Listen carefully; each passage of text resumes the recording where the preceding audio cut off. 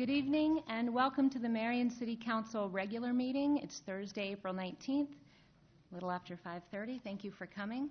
At this time, we will do the Pledge of Allegiance.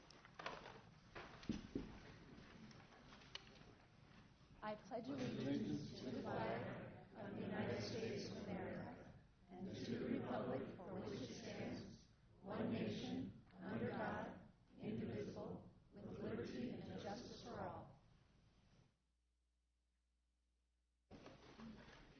Thank you. Beth, may we have a roll call, please? Mr. Draper. Here. Ms. Etzel. Present. Mr. Jensen. Mayor Abawasili. Ms. Gedalia. Here. Mr. Sternad. Here. Mr. Brandt. Here. Hey, and at this time, we'll have a moment of silence.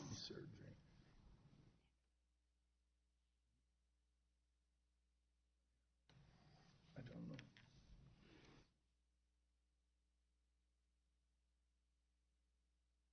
Okay, thank you. I'd just like to point out the special note on the front of the agenda. The mayor is not able to be here for most of the meeting, but he will be joining us via telephone toward the end portion. And now we have two proclamations to start the meeting. Is there someone here to receive the fair housing certificate? Okay, terrific. Do you want to come up and meet me down here?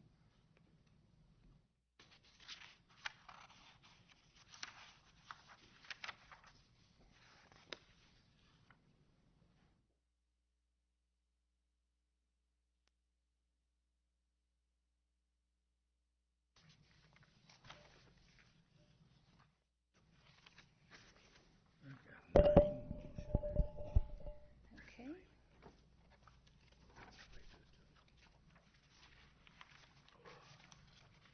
Whereas April 2018 marks the 50th anniversary of the passage of the U.S. Fair Housing Act, Title VIII of the Civil Rights Act of 1968, commonly known as the Federal Fair Housing Act, and whereas the Act sought to open doors of opportunity and eliminate discrimination in housing and to affirmatively further fair housing, and as we celebrate the 50th anniversary of this historic legislation, we reaffirm our commitment to ensuring that everyone has equal and fair access to housing.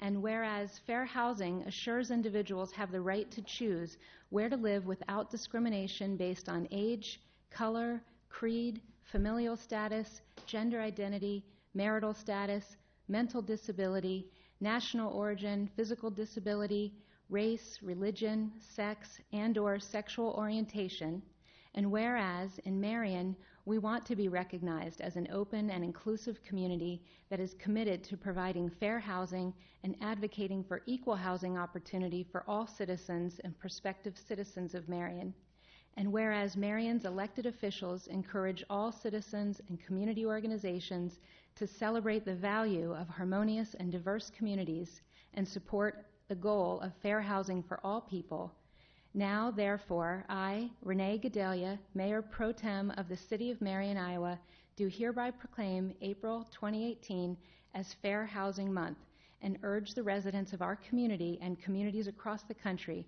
to support fair housing.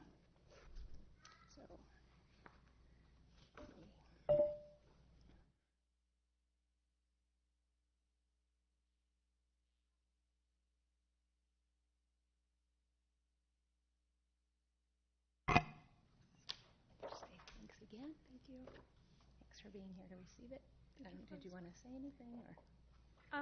I'm just Kim Gordon. I'm a commissioner on the Marion Civil Rights Commission, and we just appreciate Marion in supporting our mission, and we encourage you guys to come to our open meetings, which are the first Wednesday of every month at 6:30, and we usually have a speaker.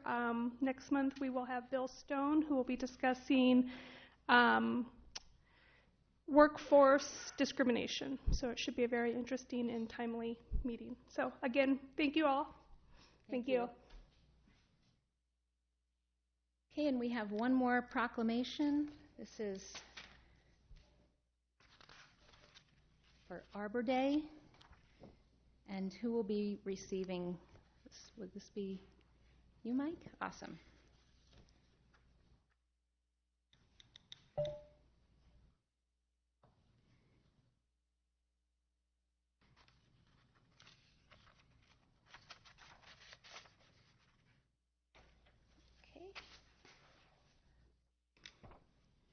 you don't know, Mike is our awesome director of parks and grounds. Okay. Whereas trees benefit urban settings where man-made activity intensifies negative environmental and energy factions, and whereas trees benefit engineering, environmental, and climate factors in addition to aesthetics, and whereas Marion is well known for its tree-lined streets and parks and has been recognized as a Tree City USA community, and whereas Arbor Day activities have been carried out all over the United States since 1872 for promoting efforts to plant and maintain trees for their many benefits. Now, therefore, I, Renee Gedalia, Mayor Pro Tem of the City of Marion, Iowa, do hereby proclaim Friday, April 27, 2018, as Arbor Day in the City of Marion, and I urge all citizens to support efforts to care for our trees and woodlands and support tree planting efforts and encourage citizens to plant trees for present and future generations. Thanks, Mike.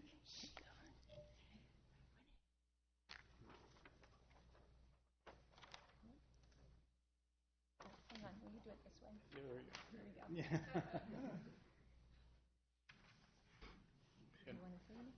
Yeah, real quick.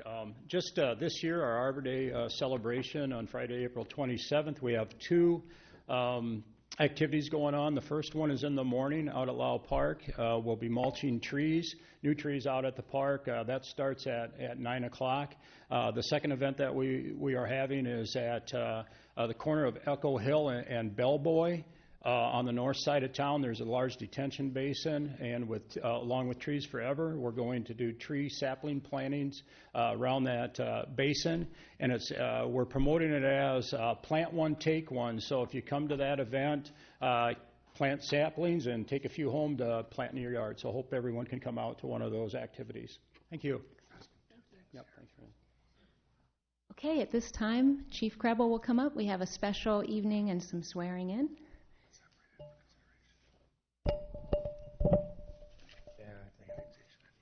Thank you, Your Honor. And it is my honor and privilege to present to the Marion City Council, the City of Marion staff, and the citizens of Marion 3 of our firefighter paramedics who have completed their 1 year of probationary status.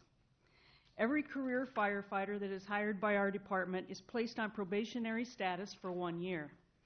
During that 1 year, they are trained in all aspects of firefighting and the Marion Fire Department. They must pass 4 quarterly written tests and must perform multiple evolutions with the highest expectations of proficiency.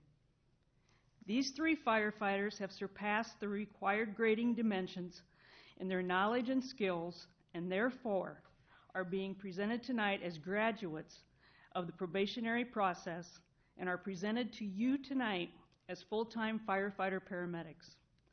I present Firefighter Tyler Hackbarth. Please come forward. Firefighter Zachary Brunsheen. And Firefighter Jesse Getz. Your Honor, I request the swearing in of these outstanding firefighters.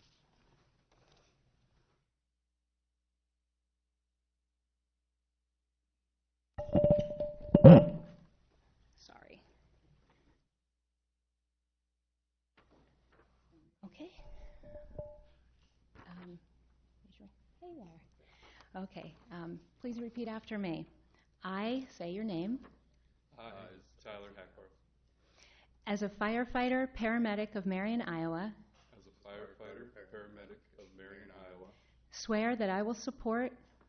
Swear that I will support. The Constitution of the United States. The Constitution of the United States. The Constitution of the State of Iowa. The Constitution of the State of Iowa. And the ordinances of the City of Marion, Iowa. And the ordinances of the City of Marion, Iowa. I will service the City of Marion and its fire department. I will service the City of Marion and its fire department. To the best of my ability. To the best of my ability. With honor and respect. With honor and respect.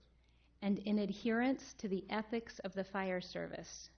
And in adherence to the ethics of the fire service. These things I solemnly and freely swear upon my honor. These things I solemnly and freely swear upon my honor. Okay. Thank you. You are official.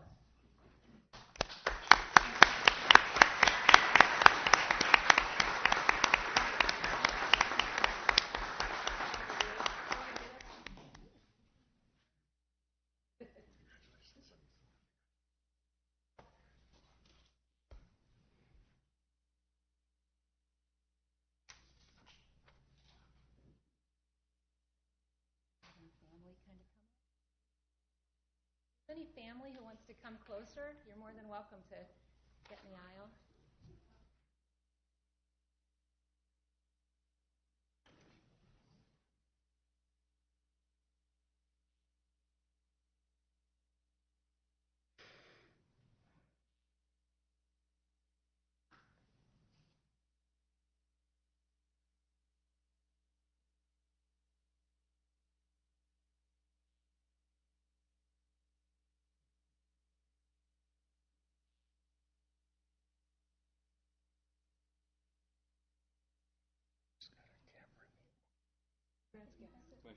Congratulations. Thank you.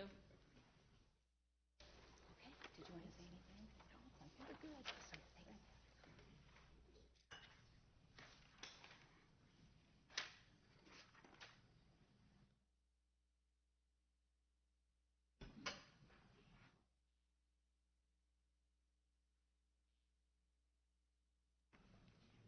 We'll just give a moment for people to leave that want to leave, and then anyone else who wants to find a seat who's staying, there might be some more space.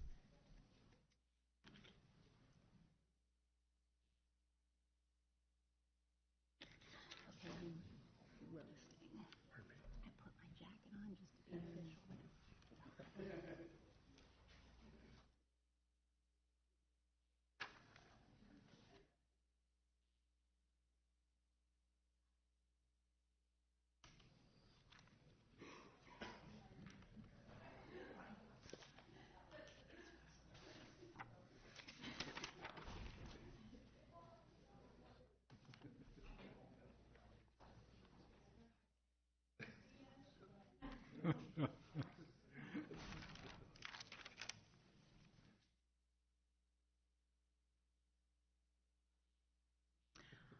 Okay, I think we're ready to move on to the consent calendar. Yes, Your Honor, I have the consent calendar for this evening. I'll ask my co-counsel persons, is there anyone else that would like to add anything be removed before I start? No? Okay. Seeing none, we'll move forward. Your Honor, this will be a motion to approve the consent calendar ranging from items number 1 through 5, 6 through 7. I'm sorry. Items number 1 and 2, items 4 and 5, and 6 through 33. This will include resolutions number 26785, 26786, 26788 through 26809. Excuse me, Your Honor. I think you did that. Yes.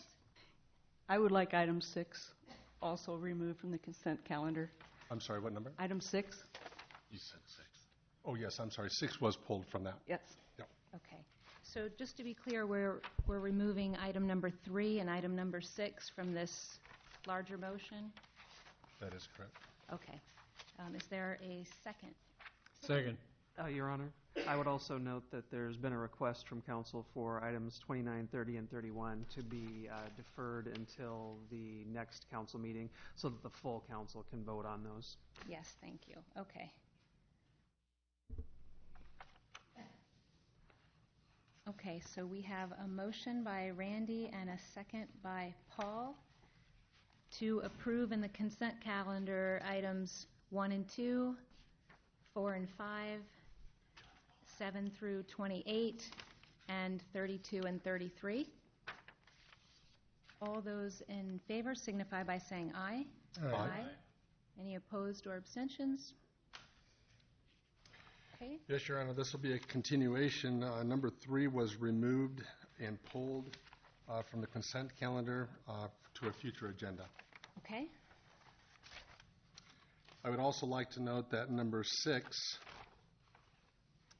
was pulled for separate consideration, so I will make the motion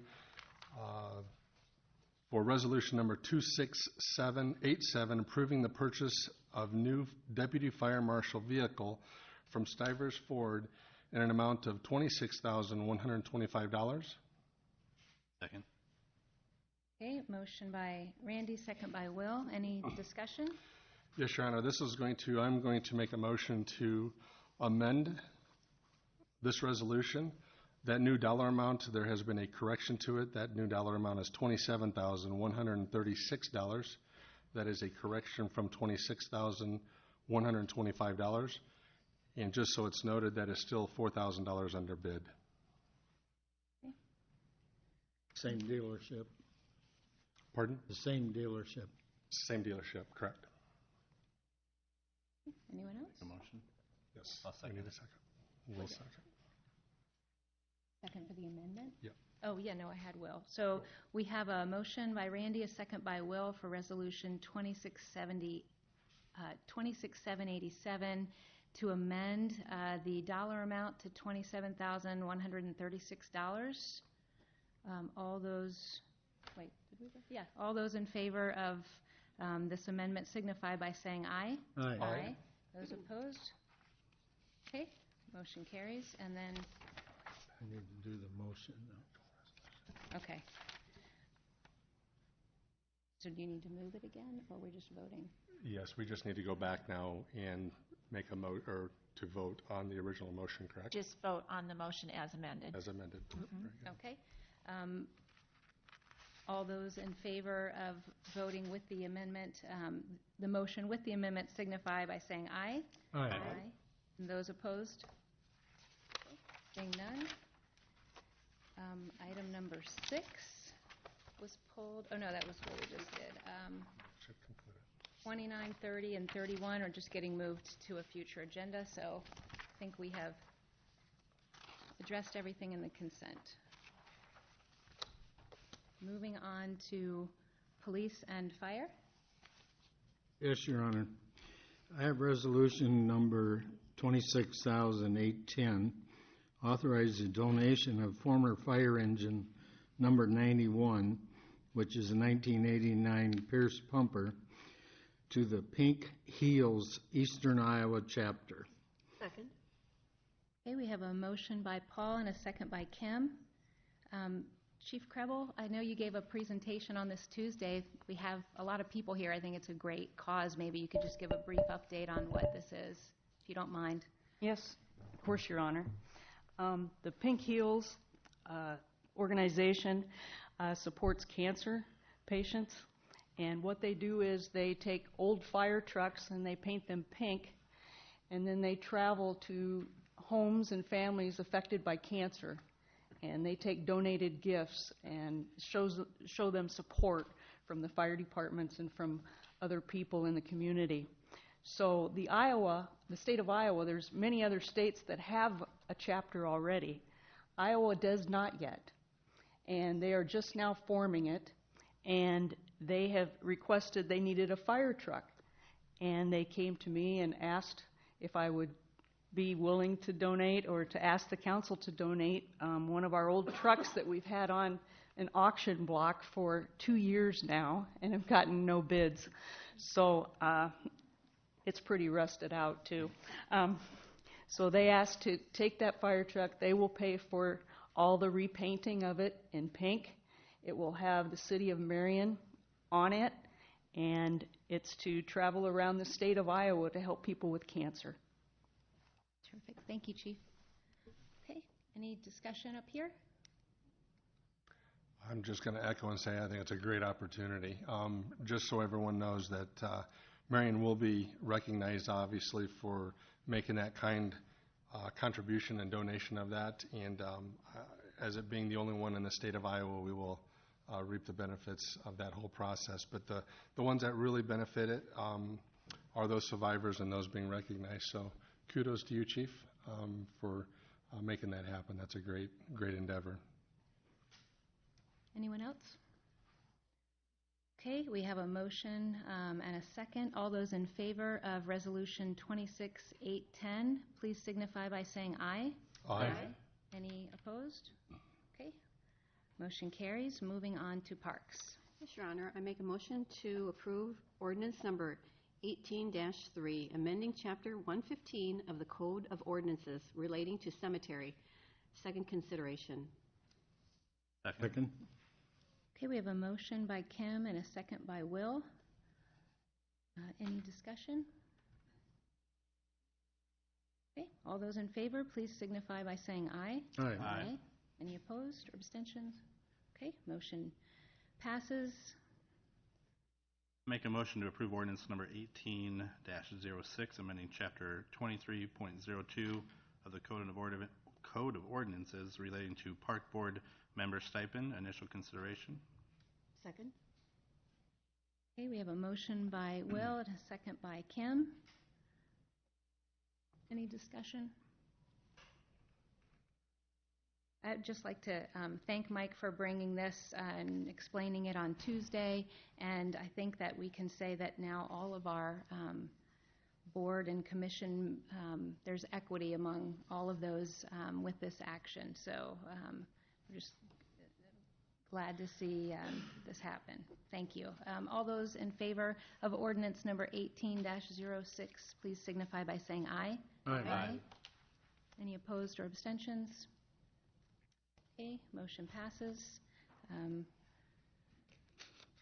I believe number 3, Resolution 26-812 regarding Waldo's Rock Park development, we're just going to move to a future agenda, so you'll see that coming back. On to number 4, please. Pardon me, resolution number 26-813, approving a $100,000 allotment from the Park Development Fund to Lau Park South End Improvement Project. Second. Motion by Paul and a second by Will. Any discussion on this? Mike, did you want to say anything? I know you went over it in detail on Tuesday, but I didn't know if you had anything else to add or...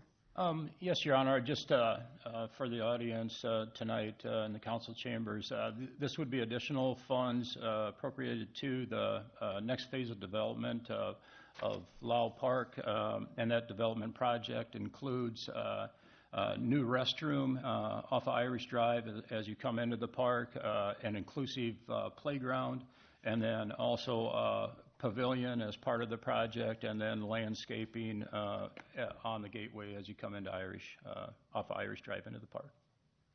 Just when we thought Lau Park couldn't get any better. Okay, we have a motion and a second. All those in favor of approving resolution number 26-813, please signify by saying aye. Aye. Any opposed or abstentions? Okay. On to building inspection. Yes, Your Honor, this is a motion to receive and file correspondence regarding building permits and withholding pay. Brian Dorn. Second. Okay, we have a motion by Kim and a second by Paul for receive and file. All those in favor, please signify by saying aye. Aye. Aye. Any opposed or abstentions? And I apologize, I didn't ask if there were discussion or... Okay. Okay, moving on to engineering. Amanda. Oh, Amanda. it's a public hearing. Okay, so we're going to start with a public hearing regarding the City of Marion Lau Park South End improvements that Mike just touched on in a previous item. And Amanda, are you going to lead us off? Terrific. All right, so item 1 and 2 are both related. So first is the public hearing regarding the City of Marion Lau Park South End development. Here's a picture of what we're talking about. So to the south of the screen is the end of Irish Drive as you come into Lau Park. So there's the inclusive playground, there's bathroom facilities, and there's an open air pavilion, all part of the project. For this project, the city did receive 3 sealed bids. The low bid came from Tricon General Construction at $962,000. It was 108.3% of the engineer's estimate. It has a late start date of 8/6/18, a completion date of 6/28/19, and liquidated damages of $1,500 per calendar day.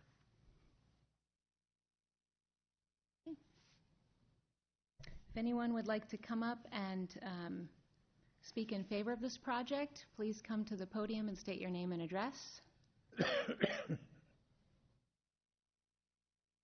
Okay, anyone wanting to speak against it or ask a question, seek clarification at this time, you may come up as well.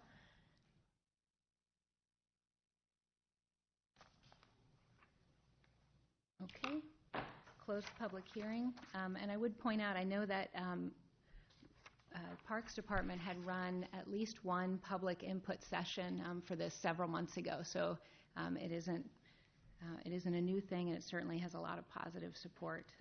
Anyone up here have any questions or wish to discuss?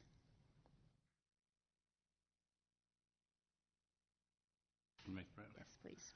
Make a motion to approve Resolution 26814, accepting bids and awarding contract to Tricon General Construction, Inc., regarding the City of Marion Lau Park South entrance improvements in the amount of $962,000. Second. Okay, motion by Will, second by Paul for Resolution 26814.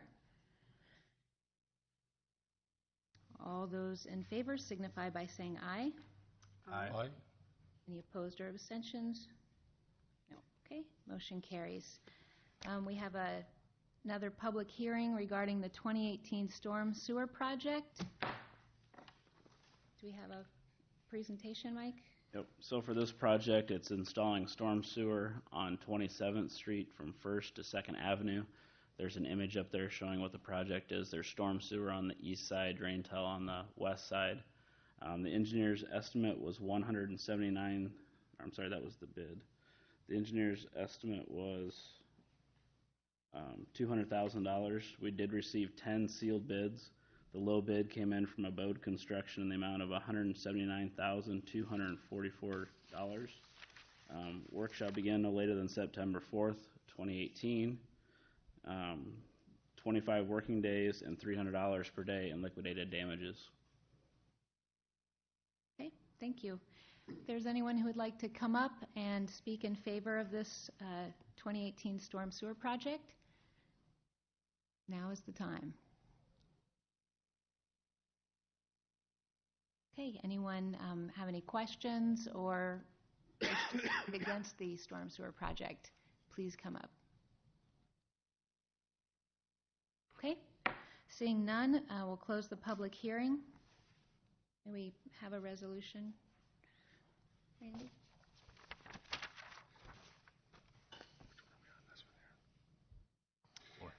This will be for resolution number 26815, accepting the bids and awarding contract to Abode Construction Incorporated regarding the 2018 storm sewer project in the amount of $179,244. Second. Okay, we have a motion by Randy and a second by Kim for resolution 26815. Any discussion? I have a question for Mike. You had said Tuesday was 1st to 3rd, and then tonight said 1st to 2nd. Which one is? So we had to scale it back. Originally, it was going to go all the way to the 3rd, but Okay. we had to stay within our budget of $200,000. So it only goes to the north side of 2nd. Okay, thank you. Anyone else? Okay, all those in favor of resolution 26815 signify by saying aye. Aye. Any opposed or abstentions?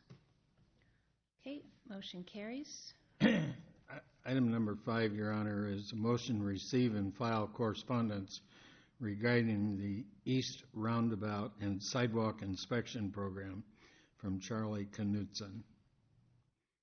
Second? Motion by Paul, second by Kim for receive and file. Any discussion?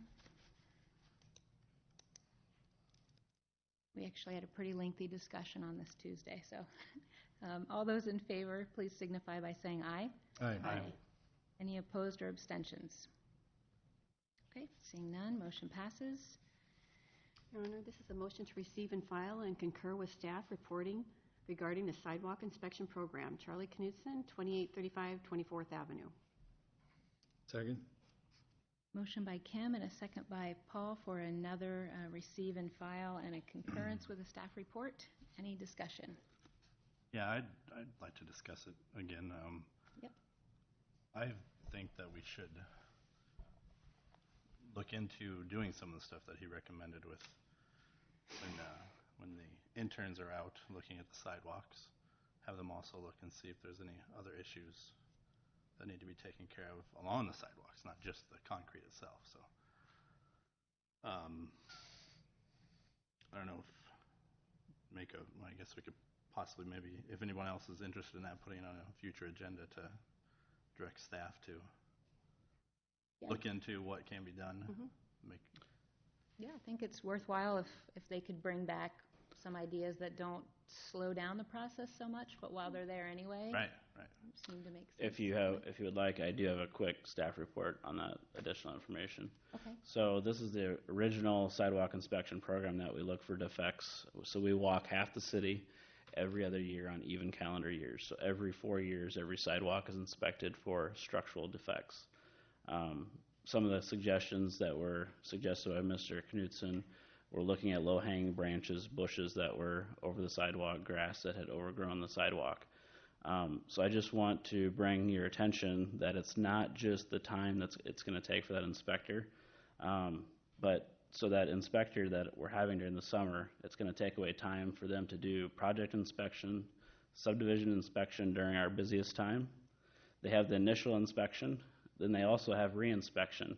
Even on our sidewalk program, we typically hit that same sidewalk 3 or 4 times because the paint wears off and then they want us to remark the sidewalks. So we're out there marking those sidewalks several times. And then they don't call in for their inspection to tell us that they've actually done the inspection. So then we actually go out and check the sidewalks before we do another mailing because we don't want to waste money with postage and letters before we send those out again. Then we actually have the final inspection to make sure that they actually made the improvements that they make. Some try and do short-term improvements that aren't going to last the winter, and it's going to, for example, if they put a small lip in there or something and it's going to pop with the first frost. Then there's additional administration time. So again, we're sending notices 2 and 3 times out, finally with a certified letter. So we already have 300 to 500 letters that we send out. So this isn't just with engineering. If I go out and I get those infractions for whatever else you guys want us to do, I'm going to give those to the Parks Department because they maintain the infrastructure as far as the right-of-way for that stuff. Then we have additional upper-level staff time. So a lot of times we'll have property owners that say, I don't want to hear what this college kid has to say. I want the person in charge. So then I have to go out there and meet with the person. And why did you mark me and not my neighbor? We have that with the sidewalks continuously, and that's only going to compound the issue. Then we have additional legal staff time. So those that don't do the work, eventually we have to either do it ourselves and hire a contractor and legally go after those funds, and we're going to spend more time on legal fees than we are on what we actually improve.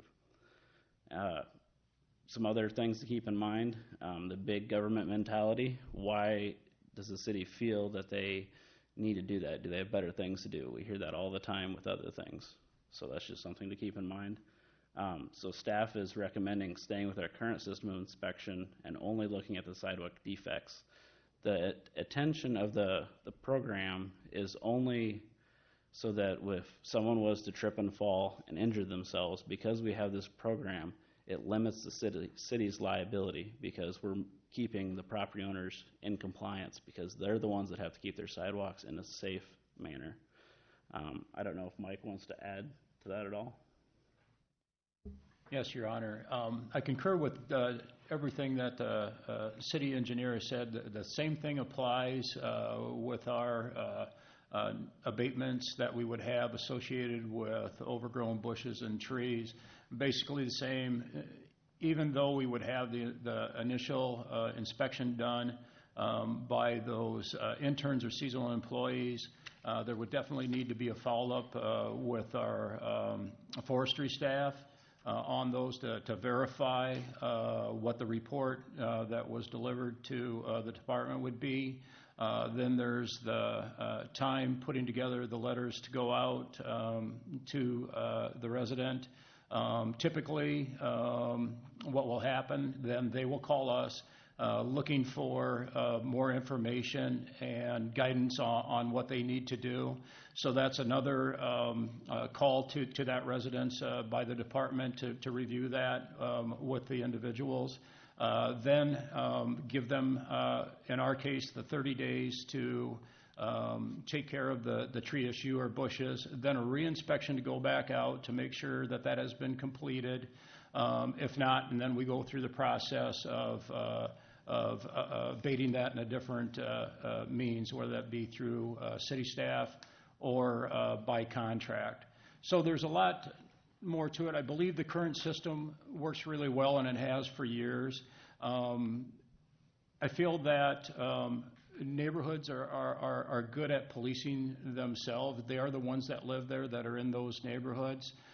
If there is an issue with a low-hanging branch or tree or bush, typically that gets addressed. If not, it's just a simple call to the department, and those are handled on a case-by-case basis. I think to go in the direction that we're wholesaling, looking at multiple city blocks and violations and sending those out to multiple homeowners, I don't know that that's in the best interest of the community to have the process work that way. Again, I'll just end with, I believe the process, the way it is set up today and has been for years, works very well. Thank you both for those reports kind of on the spot, because it's nice to have these prepared. Anyone want to up here? Or maybe Will, you want to? Kim, you have something? No, I haven't received any emails about the concerns that Charlie has. Have you? No. I mean, if we receive an individual complaint, we respond to that. Even if it's an odd year that we're not doing a sidewalk inspection, sometimes there's somebody that'll call and say this is a bad sidewalk. We address it on a complaint basis. We had one off of Alburnett Road that the Parks Department went and trimmed the actually trees back on it. So, I mean, if we do have complaints, we're pretty responsive to taking care of them. As far as the edging, I don't know how you handle that, but as far as trees growing over the sidewalks, that's something we have addressed in the past and probably continue to do that. So, and I believe we talked Tuesday, we do have a mechanism on the website for people to report something. Is that right, Lon? So on an individual basis, as Mike and Mike are saying, if somebody saw something, they would have a way, if they don't just pick up the phone, but they could. Yeah, there's actually a mobile app. So if someone has a smartphone, they can download a City of Marion mobile app, and it allows you to report property maintenance concerns. There's a menu, and when you program it in through that, it automatically routes to the department that's responsible for it. There's even a mechanism in there to be able to track what the city has done to follow up with it. Thank you. Anything else?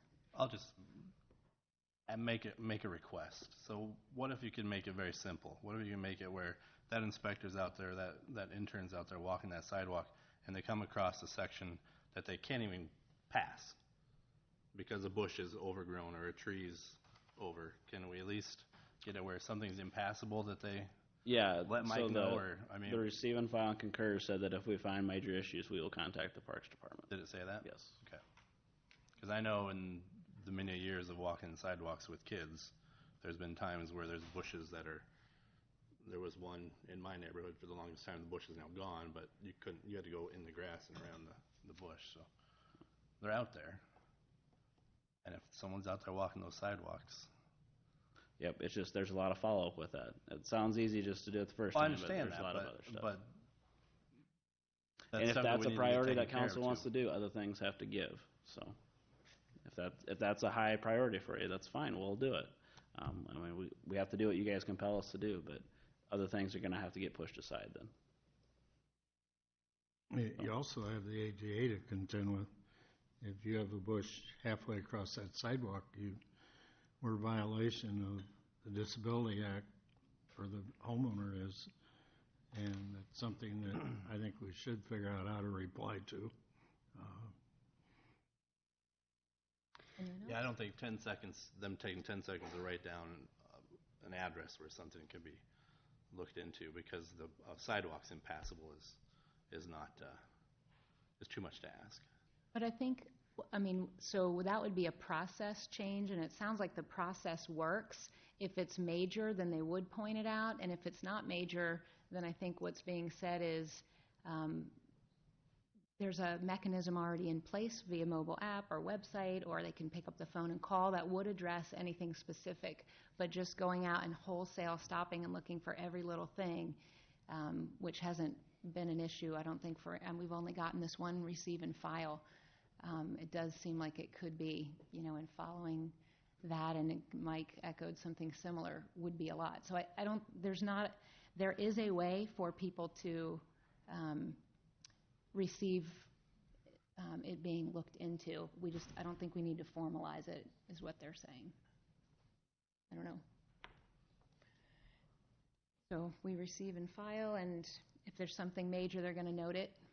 Okay. Anything else? Okay, all those in favor signify by saying aye. Aye. Aye. Those opposed? No. Okay, I think that was clear. Okay, number 7. Make a motion directing staff to reallocate funds for the 29th Avenue and Indian Creek intersection project to the sanitary sewer capacity study, and directing staff to solicit engineering services for the sanitary sewer capacity study, amount to be determined. Second? Motion by Will and a second by Kim. Discussion.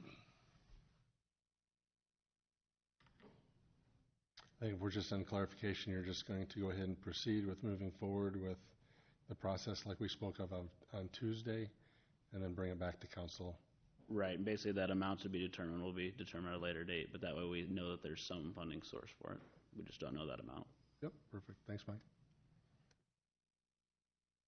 Okay, all those in favor of the motion to reallocate funds signify by saying aye. Aye. Those opposed or abstentions? Seeing none, motion passes. On to planning and development. Yes, Your Honor, this will be for a motion approving resolution number 26816, approving a revised preliminary plat for 13 and 151 addition located on the northeast corner of Highway 13 and 151. This will be Water Rock LLC. Second. Motion by Randy and a second by Will. Tom, did you want to say anything for this? Unless there's questions, I didn't have anything new to add. Okay. Any discussion or questions? Okay, all those in favor of resolution 26816 signify by saying aye. Aye. Aye. Any opposed or abstentions? Okay, seeing none, the resolution passes. Your Honor, I have resolution 26817, approving the ideal improvement review for property at 2504 7th Avenue, submitted by GLD Commercial, Dollar Tree. Second. Okay, a motion by Paul and a second by Kim. Questions or discussion? Okay, seeing none. All those in favor of resolution 26817 signify by saying aye. Aye. Aye. Any opposed or abstentions? Okay, resolution passes. We're now going to open up a public hearing regarding the preliminary and final site development plan for Speedy Delivery located east of Partners Avenue and south of Enterprise Drive. Tom, do you have something for us here? If the council would like me to put the site plan on, I can, but this is an industrial site out at the MEC for Speedy Delivery that's going to be locating out there just west of the airport on Partners Avenue. As a part of the MEC planned unit development, there's a review process that occurs, including a preliminary and final site development plan. The council had the site plans in your packet. Planning Commission did recommend approval, and we did get a letter from MEC, or the Medco Holding Company, supporting the project, and staff as well recommended approval. So if there's any specific questions or if someone has comments on, I can certainly put something on. Okay. If there's anyone who would like to come up and speak in favor of the speedy delivery, please come up and do so at this time. State your name and address, and there's a yellow ticket to fill out as well. Good evening, Nick Glue, president of Medical Holding Company. Just wanted to again express our support. We've been working on this project for the past several months and have been working with some of the adjacent landowners, some of our existing occupants out in the park, to make sure that this project is something that everybody's pleased with. So appreciate your support, and I'm happy to answer any questions you might have as well. Okay, thank you, Nick.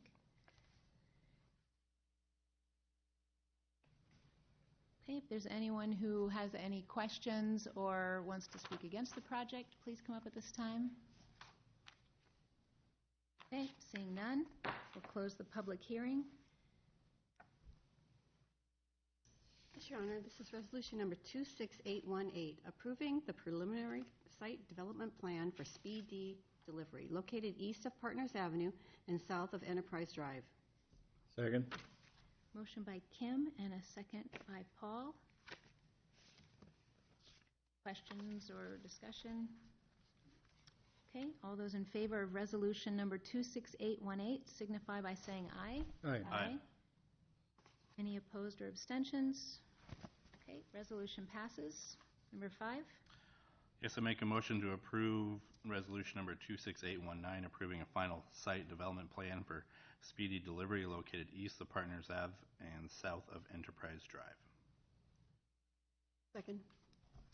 Okay, motion by Will and a second by Kim. All those in favor, please signify by saying aye. Aye. Aye. Any opposed or abstentions? Okay, resolution passes. Number 6. Yes, Your Honor, this will be for making a motion to approve resolution number 26820, approving the final plat memorandum of agreement for Marion Enterprises Center, 7th edition, located south of Enterprise Drive and east of Partners Avenue, Medco Holding Company, LLC. Second.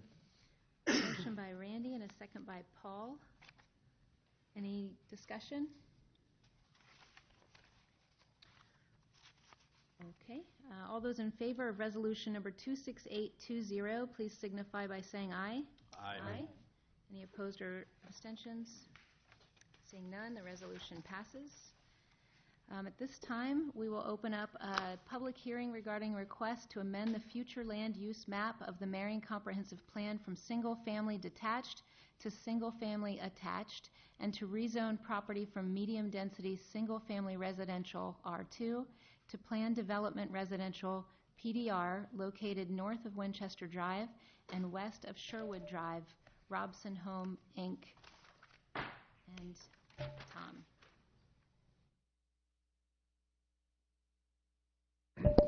Good evening, Council. Well, I turned it off.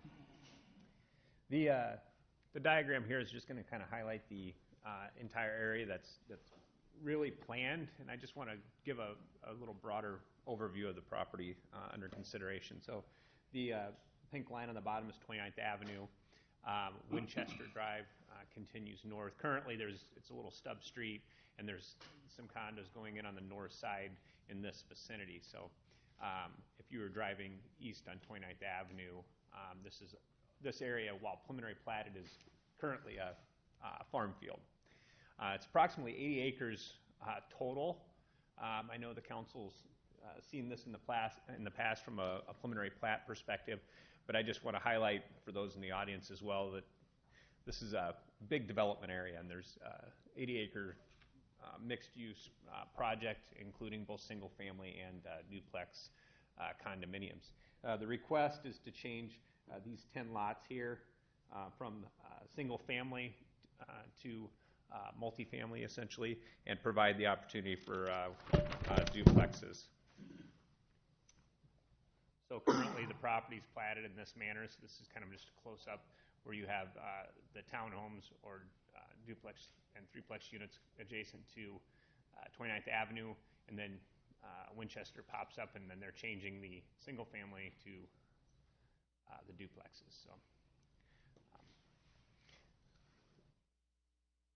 the area, as you can see, while there's a lot of platted lots in the preliminary plat, you can see here that nothing north really of this area has been platted at this point. So from an adjacent property perspective, there are no property owners north really that are directly affected by the proposal.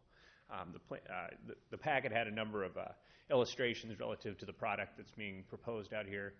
Staff's reviewed the proposal and is supportive. One thing we've just asked from the developer is that if there's continued conversation about wanting to make changes of this nature, that we would be notified of more than simply 10 lots and be able to work from a holistic perspective for two reasons. One, it takes a lot of time and effort to get to this point through the application process, but also if the neighborhood continually gets bombarded with notifications, it gets very difficult to follow what's being proposed. So we're supportive. We just made indication that they're going to continue to make changes, that we make them holistically and try to do it at one time. So, any questions? Yeah, could you put the other map up real quick just to get a bigger, so left or west of Winchester, yeah, what's there? Those are threeplexes, duplexes, threeplexes. I think there's some fourplexes as well. Okay. And then east of this entire plat, what's there? And I know it's not on the thing. Oh, this but just, vicinity? Yeah. Single-family residential. There's large lot development on 29th Avenue, and then as you go north, it's Briargate Addition. There's some condos, but there's also some larger lot, single-family residential.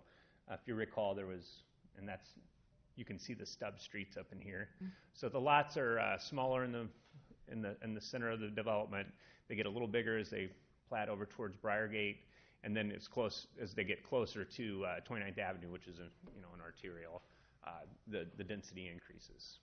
Okay, just wanted people to have a concept. And everything within that plat is a single-family home currently, as shown on this, correct? All the lots are, yes. They're not platted or final platted at this point. This is a little bit old, but when you're out there, and this is taken off the aerials. We're just building pretty fast. Yeah. You can see most of the, this entire area north is still farm field. So it's really hard to get a perspective. I think we contacted a very limited number of people. There's just not a lot of residents adjacent to it. So. Okay. Good sized stormwater pond out there. There will be a pond, yes, behind these units. Okay, thank you for that, Tom. There's anyone from the audience who wants to come up and speak in favor of this amendment? Please come up and state your name and address.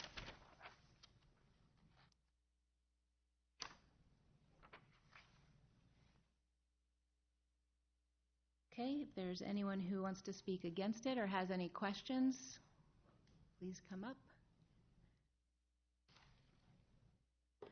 Okay, seeing none, the public hearing is closed. Your Honor, I have Resolution 26,821 approving an amendment to the future land use map of Marion, comprehensive plan from single-family detached to single-family attached for property located north of Winchester Drive and west of Sherwood Drive, Robbins Homes, Inc. Second. Motion by Paul and a second by Kim. Any discussion or more questions for Tom? I would just like to say that I'm really not for all these changes, these amendments, but since it's not going to affect any homeowners, then I guess I'll be voting for it. Thank you, Kim. Anyone else? I would like to echo something I said Tuesday, which is it's within the developer's right to ask for an amendment, bless you, because it's their prerogative and they can do that. But as a council person, it's within my right to vote a certain way. And like Kim said, I feel like our comp plan is eroding with all of these spot changes and in zoning and these amendments. We're having a lot of amendments lately. And I just think it underscores the need for us to revisit our comp plan and bring it up to date and talk about how we want Marion to develop out as a community and holistically. And so for that reason, I won't be supporting this. I think all the changes are market-driven. You know, what's selling and what isn't selling seems to be what's happening. And keep in mind, they make those plans a long way in the future, and things change. You know, it's they have to build what they can sell. And that's why it's their prerogative to ask. I just think it puts a bigger drain on our schools. You'll be hearing about it. You're all residents of Marion. You'll be hearing about a bond issue in the fall to build another 5-6 buildings for Linn-Mar because of capacity. This is in the Linn-Mar district. Yes, it brings a tax base, but I think that these kind of developments, which are great and appropriate and serve a certain section of the community, are best spread out and strategically located. And I fear that we're just starting to have high concentrations in the area. And so again, I would like to holistically approach how we're doing these. Anyone else? Okay. Beth, can we have a roll call vote for resolution number 26821, please? Mr. Draper? Yes. Ms. Etzel? Yes. Ms. Gedalia? No. Mr. Sternad? No. Mr. Brandt? Yes. Motion passes, right? We don't need a supermajority, or just for clarification? 2 missing and 2 no's. That's 4. Oh, yeah, so 2 are missing, so that's 4 no's. Is that how that works? Yes, that's how that works. Yes, thank you. Okay, so thank you for the clarification. Because 2 members are absent, those votes basically count as a no. So resolution 26821 does not pass. Okay, moving on to number 9. Yes, Your Honor. This is ordinance number 18-7, amending the Code of Ordinances to rezone from medium-density single-family residential, R2, to planned development residential, PDR, located north of Winchester Drive and west of Sherwood Drive, Robson Homes, Incorporated. Initial consideration. Second. Motion by Kim and a second by Will. Tom? Yes. With the voting down of the resolution for the approval of the future land use map amendment, it would be difficult for the ordinance to proceed because it would be contrary to the city's comprehensive plan. Okay. So that item would have to either be voted down or tabled.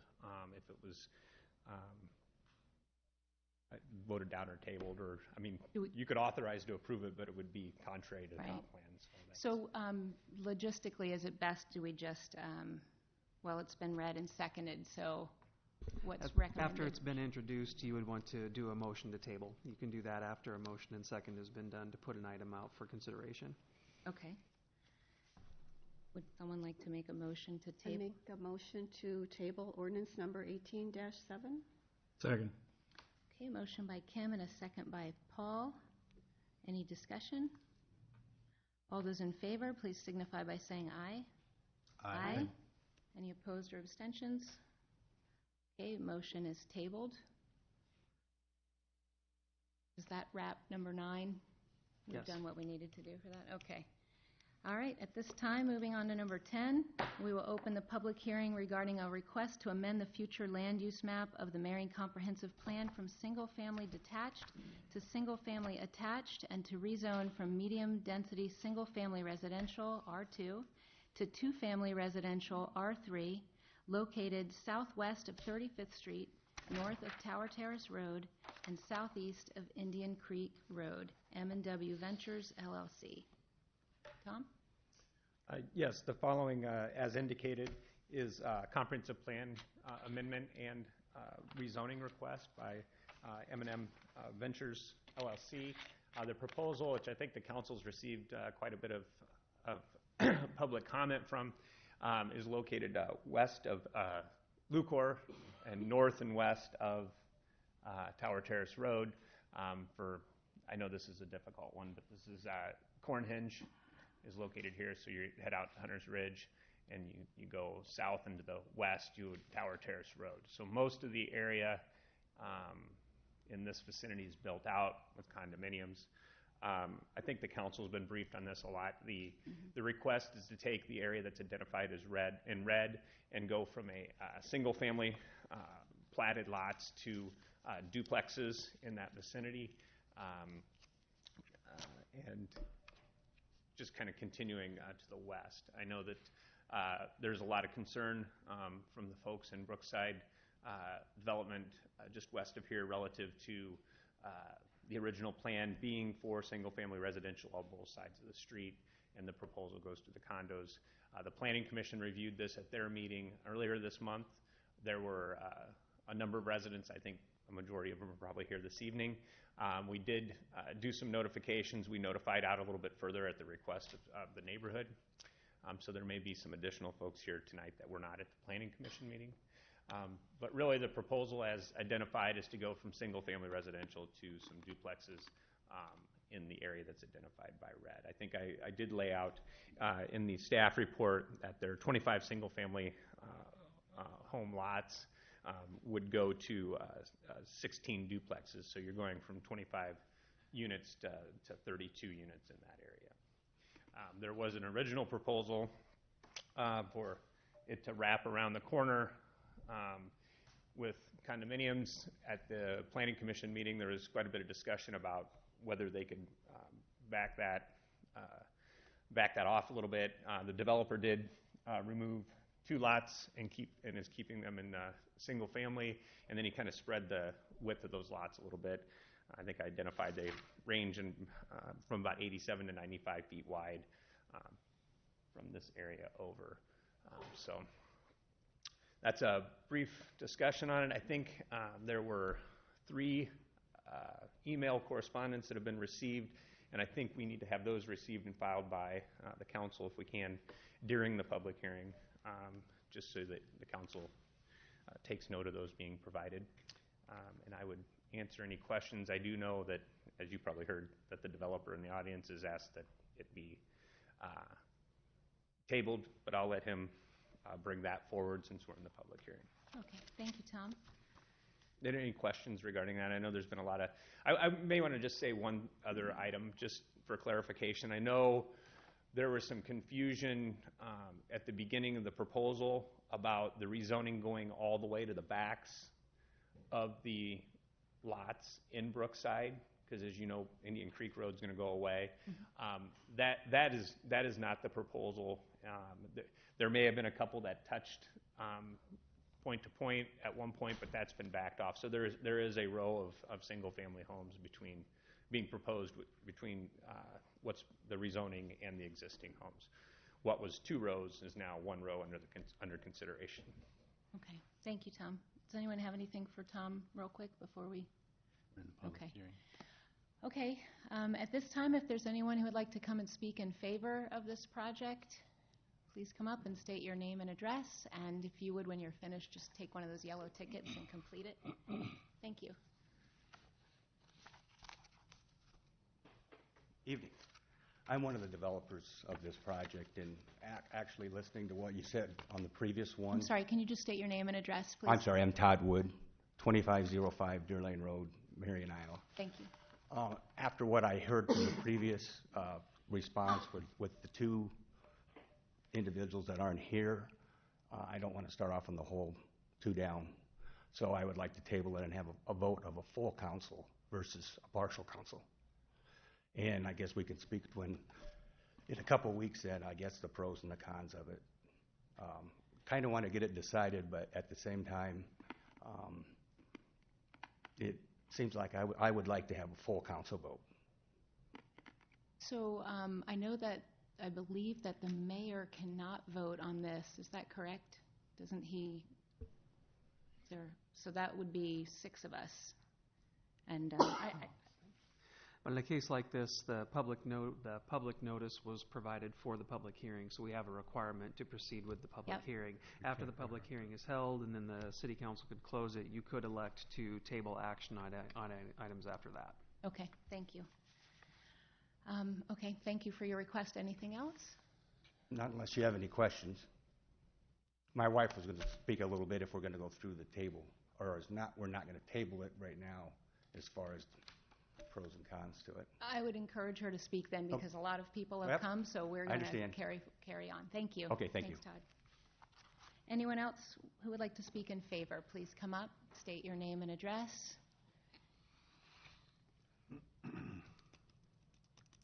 I'm Autumn. I'm Todd's wife, so same address.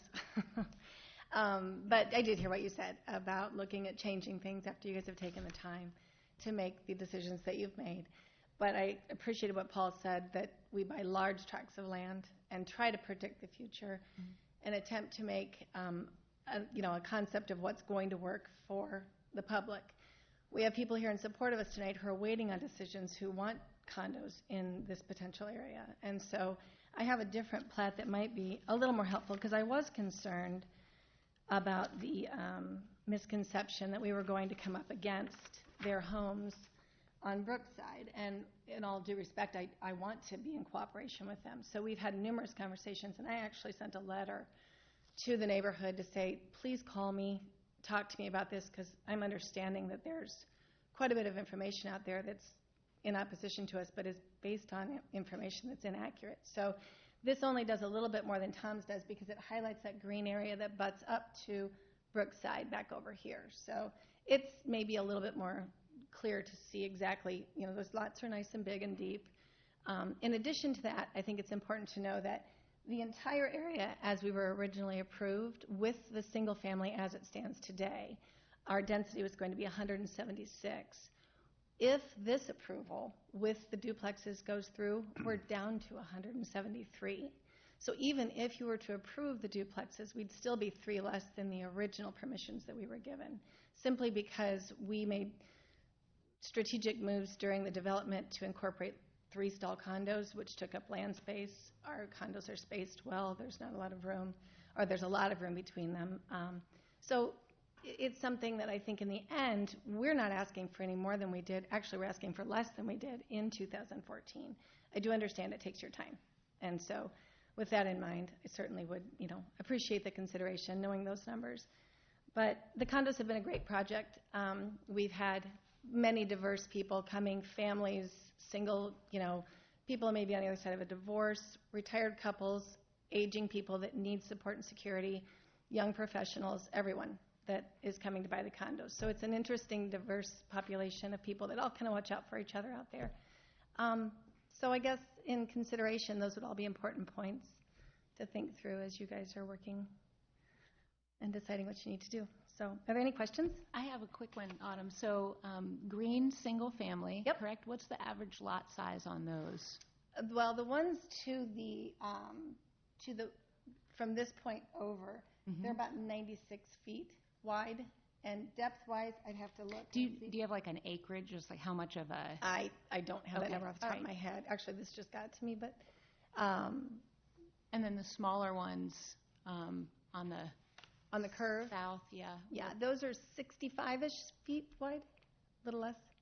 And then what we're talking about tonight is in red, but everything to the east of that that's not colored down here are going to be they're already duplexes. Done. And there was 113 built, and we have 3 left in less than 3 years.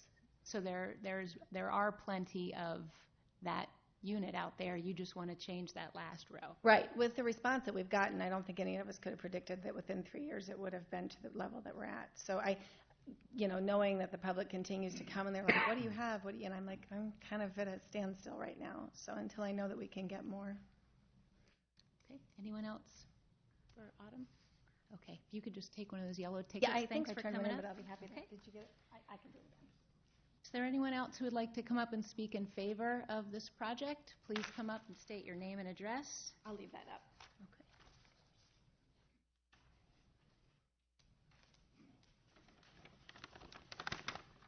My name is Tom Lillivig, and I live at 4010 Gemstone Road, which is backing right up to the proposed change area.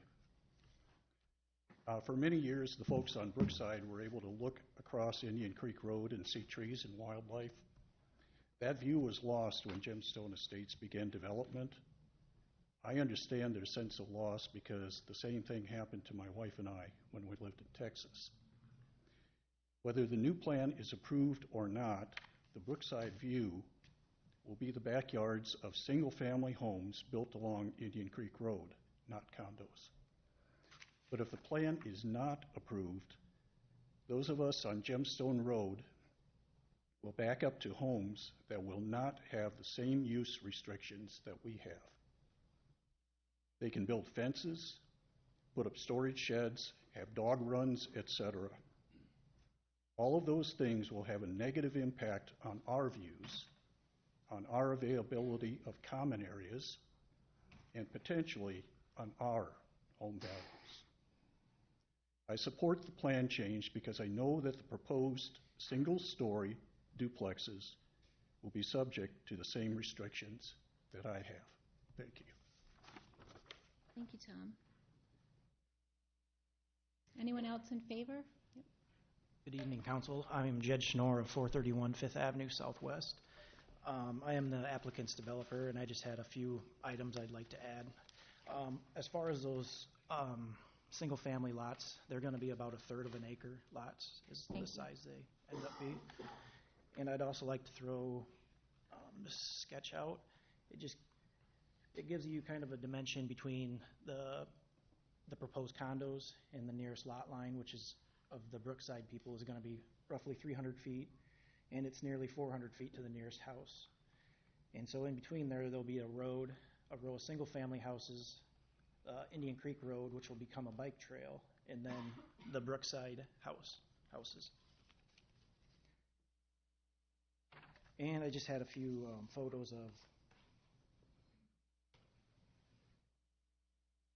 of the condos, kind of just to give you an idea of what they're building or planning on building out there. And with that, I will be happy to try to take any questions if you have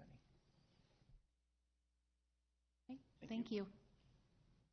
Anyone else in favor?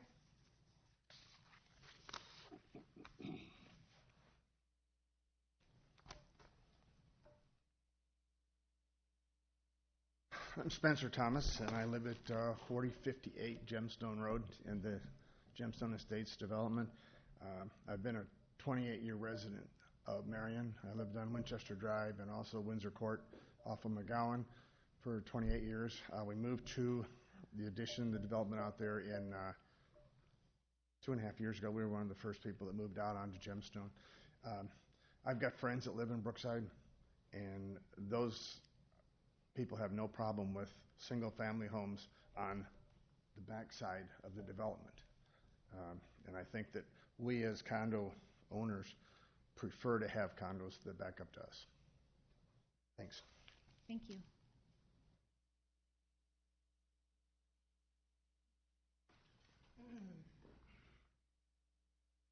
I am Joanne Mathis, 4008 Gemstone Road, and I am in favor of this proposal here. I actually back up to the red area there.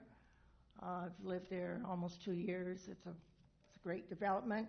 I think the condos in back of where I live will complement us, and I think that the single families that will back up the Indian Creek Road, which will disappear, I think that will complement them.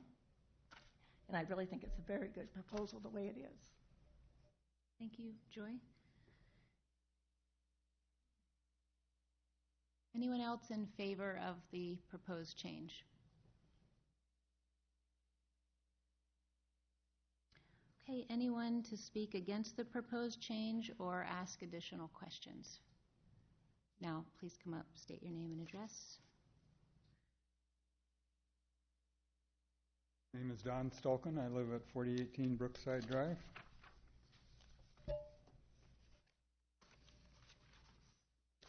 Thank you for this opportunity. And I will admit that I have many faults, but dishonesty isn't one of them. And so I know for sure that if the condos go in there, that the sun's not going to stop shining and the earth is not going to quit turning. I know that. But you know what? We're citizens. We matter. We live here, we vote, we pay lots of taxes, and some of us are even working on projects to make Marion a little better, so don't be too shocked if I come here and ask you to vote for something sometime. We love our city or we wouldn't live here. We love our mayor and our council or we wouldn't have voted for them. So it's a great place to live. But there is one little thing that drives me nuts, and that is the fact that the Marion Council is too often asked to make significant irrevocable decisions with no meaningful reason or justification has been supplied, and that's the issue here. Now, we heard just prior to my speaking, we've probably heard more justification for the voting for this than ever before, but there's absolutely nothing in any of the written documents that say, why do we want to do this? What's in it for Marion? There's no trade studies, comparisons, there's no analysis, there's no real data, there's no benefit or impact statements, and there's precious few quantitative facts and figures. And so the council will once again be forced to make another decision that's based primarily on the recommendations of one of its subordinate committees, who probably weren't supplied with compelling arguments either. So the point is, we just come and we ask you to vote yes on things, and nobody gives you any rationale or reason or justification, and you wouldn't want to do business like that on your own basis. So I have these documents to work with. We had the commission memo that predated the planning and zoning meeting.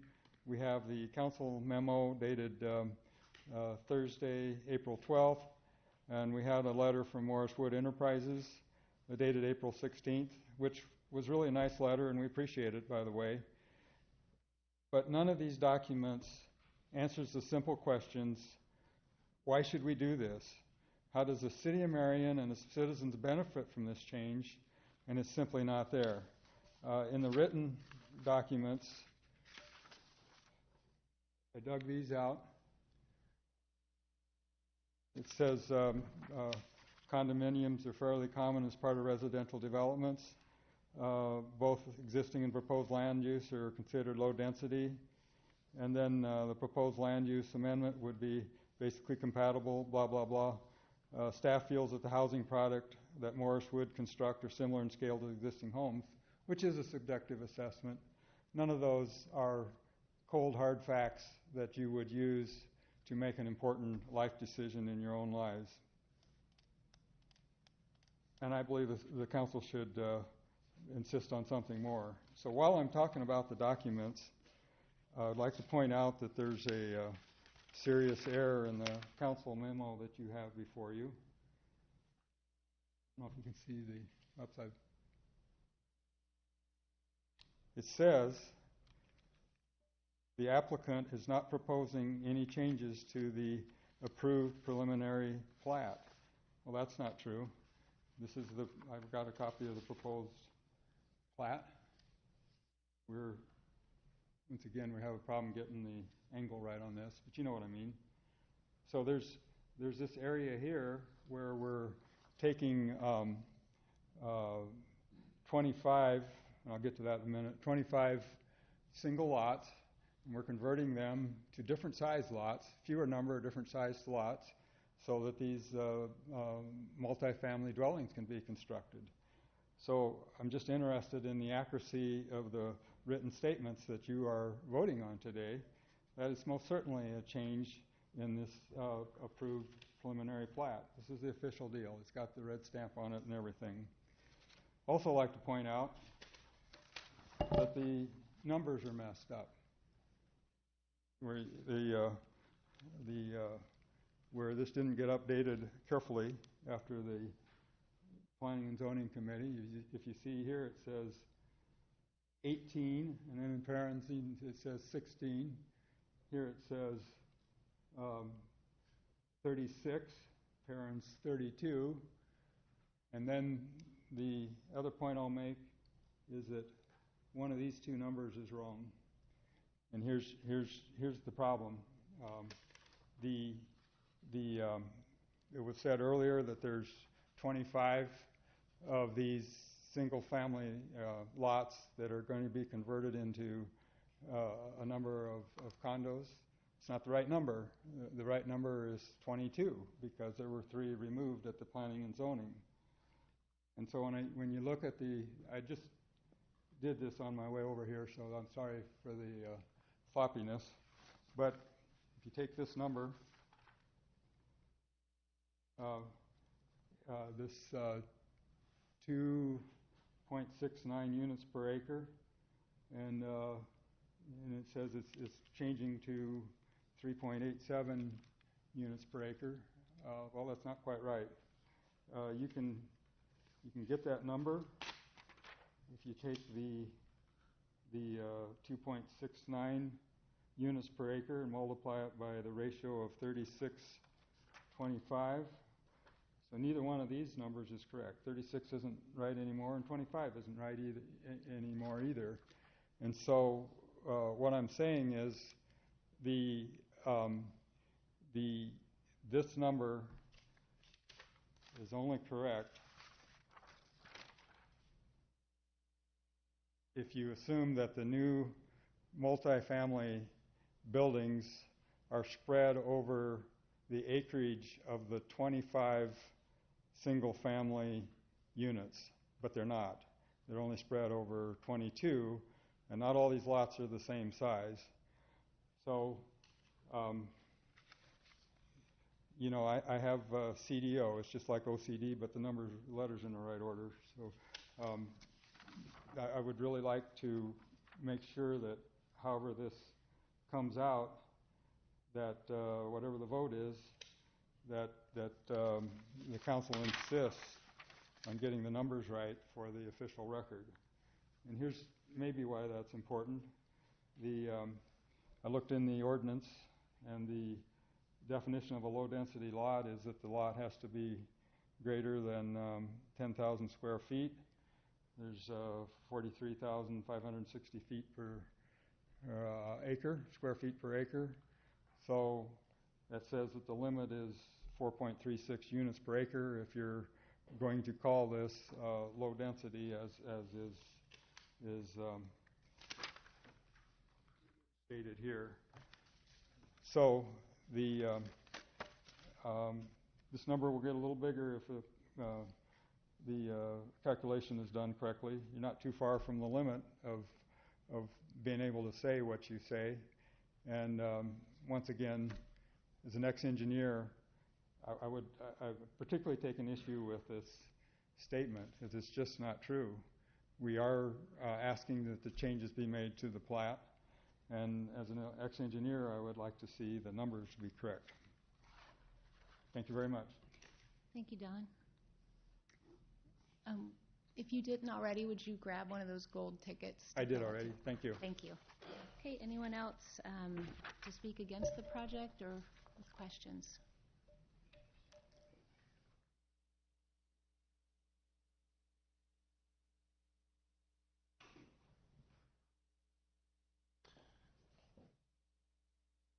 David Sheets. My wife and I live at 4065 Brookside Drive, Mayor Pro Tem, councilors. The map that you're looking at represents, in my mind, not an unfair compromise, but it represents a deviation from the plan that the council agreed to, the plan that was advertised to the residents of Brookside Drive. I can appreciate the developer's position. They have to put in another section of Tower Terrace Road this summer, and as they said, they are putting in more units, which means greater profit. However, those of us that live on Brookside Drive have made an investment. We invested in homes, and residents of Brookside Drive voluntarily agreed to be annexed by Marion. They agreed to have their investment incorporated into the city of Marion. The original map would have had all of this in green, meaning that the loop formed by Brookside Drive and Peridot Road, I believe that's how you pronounce that, that entire loop would be single-family homes. The character of that loop would be single-family homes. And I don't wish to be rude to the people that own condominiums. Condominiums lose value over time. They do not appreciate in value the same way that single-family homes do over time. My wife and I live on a property that we anticipate will appreciate nicely over the period of time. I sent an email to all of you where I pointed out that in inflation-adjusted dollars, the 20 condominiums that have sold in the last year in the city of Marion that are similar to those on in the Gemstone Estates, that in inflation-adjusted terms, those properties have lost approximately $12,000 between the time they were purchased and then they resold in the last year. Equivalent properties to those on Brookside Drive in inflation-adjusted terms have appreciated $14,000. And in uninflation-adjusted terms, similar properties have appreciated $50,000 and the condominiums have appreciated $17,000. Excuse me. But getting lost in the data is a very simple but important fact. The characteristic of Brookside Drive, which was there first, is better preserved with a loop formed of Brookside Drive and Peridot Road that is entirely, or as entirely as possible, is single-family homes. So I would ask that you vote or disapprove this resolution. Thank you very much. Have a good night. Thank you, David.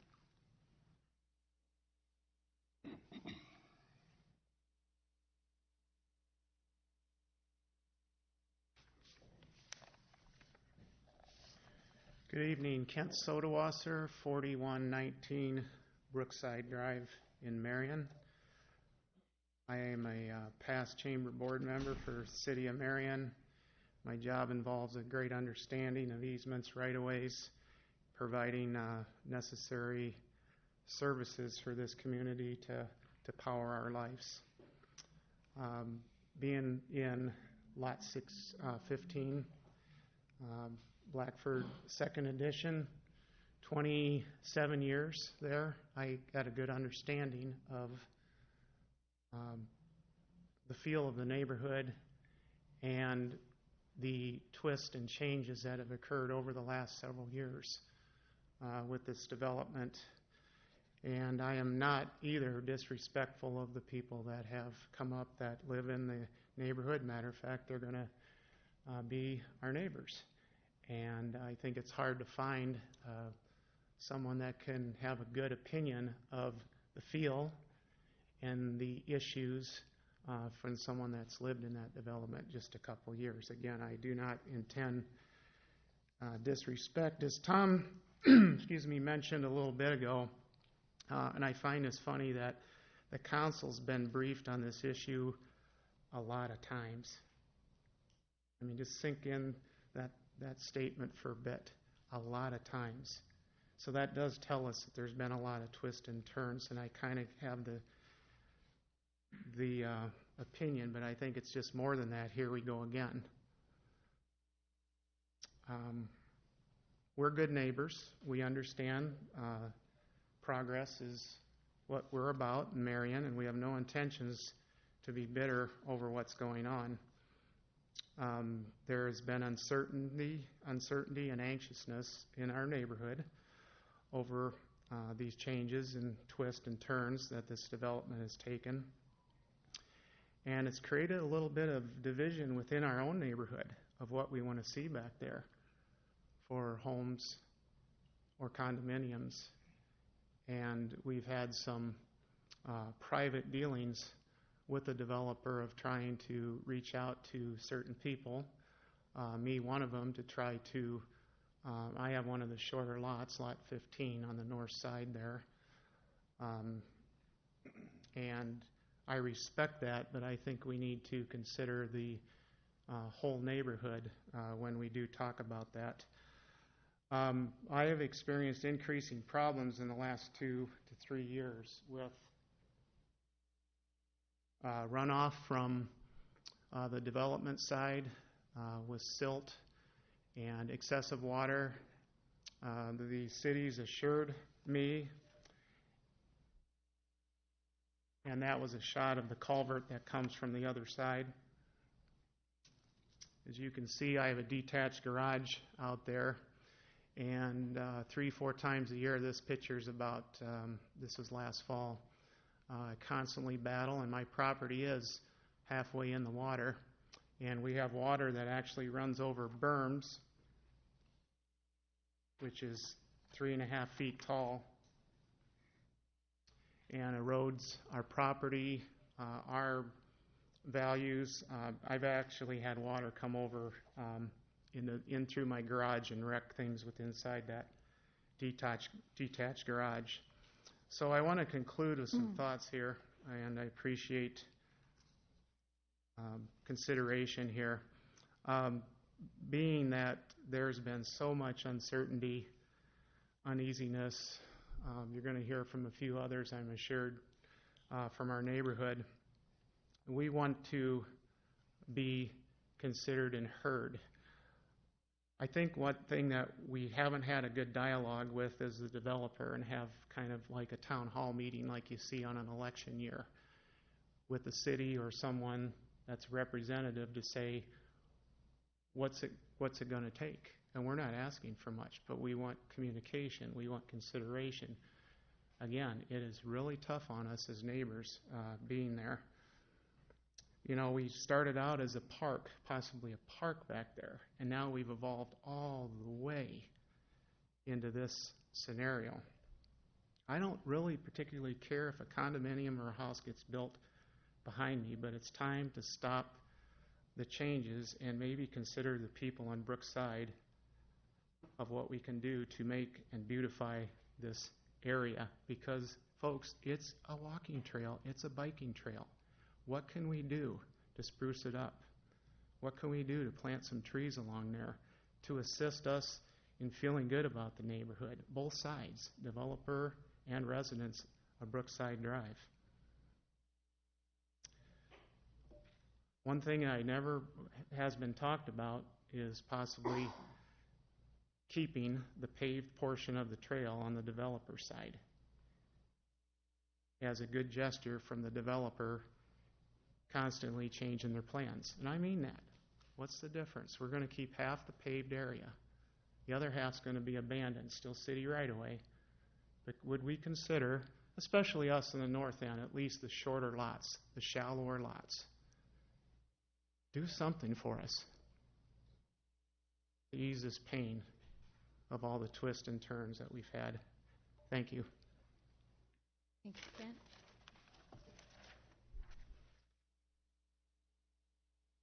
Anyone else want to speak against the project or ask questions?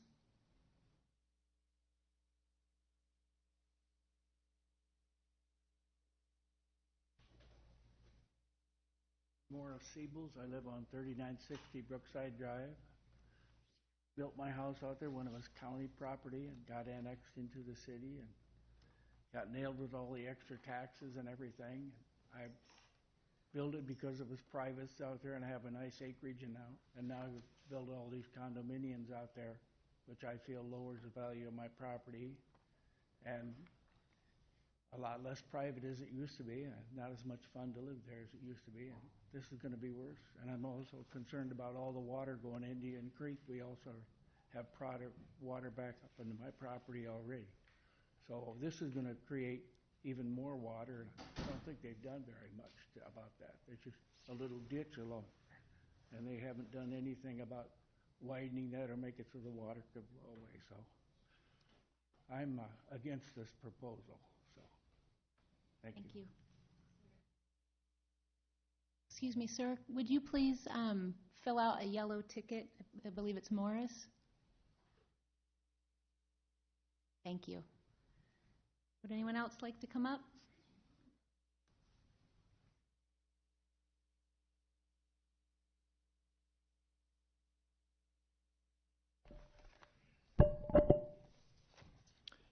My name is Jerry Vishard. I live at 3649 Brookside Drive, and like a lot of people are residents of Brookside Drive, I've lived there for 27, going on 28 years.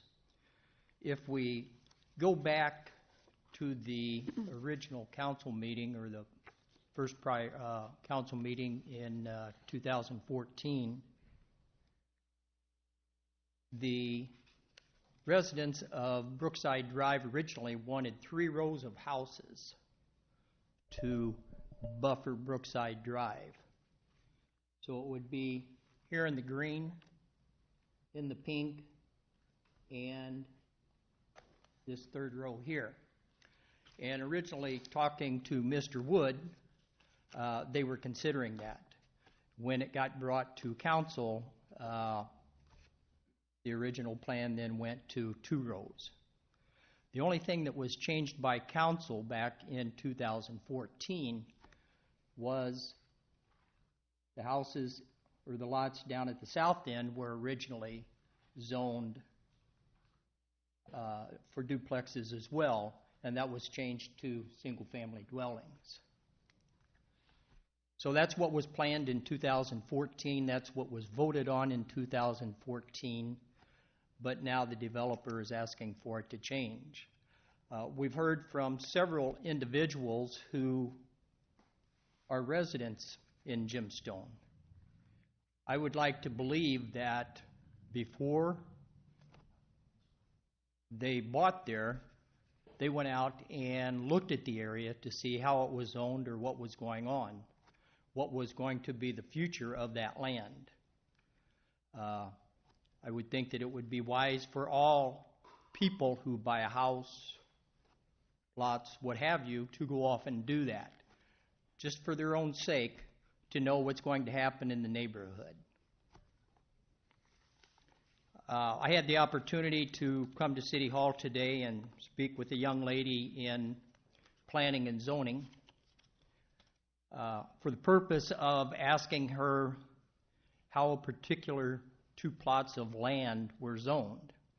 Now, these 2 plots of land are east of Indian Creek Road and north of Lucor Road. And both of the plots were purchased by Abode Construction. The one that is contiguous to Indian Creek Road is approximately 46 acres. And it is zoned R2. My understanding, and correct me if I'm wrong, but R2 is for single-family dwellings, and that's all. Now, east of there, another plot of land that was purchased by Abode Construction is zoned PDR, which I was told that you can put condos there. Okay, so we have condos all in this area. We have condos basically at the quadrant of bordering 29th Avenue north and Indian Creek Road to the east. And speaking for myself, and I think a lot of people, residents of Brookside Drive, the area is getting saturated with condos. And so out in this area, it's going to be more condos. Now, if the plot of land owned by Abode Construction that is contiguous to Indian Creek Road is being zoned for R2, single-family dwellings, there must be a need for single-family dwellings. And if there's a need for single-family dwellings, I would think, since this was originally zoned for single-family dwellings, there's a need for them.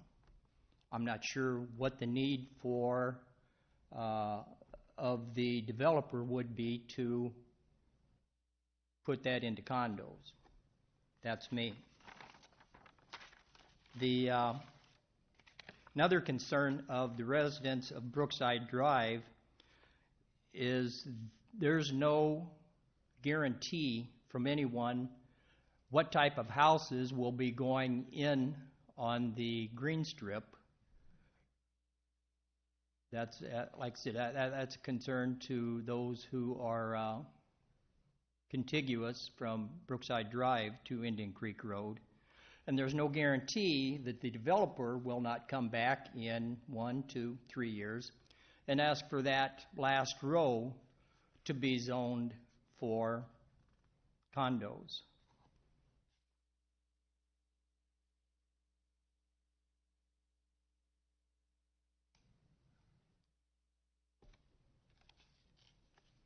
I think that's all I have for my notes. I don't know if others want to speak, but I would ask that the council not put this vote off tonight, vote on it, and I would ask that council vote no for the proposal. Thank you. Larry? Would anyone else like to come up and speak?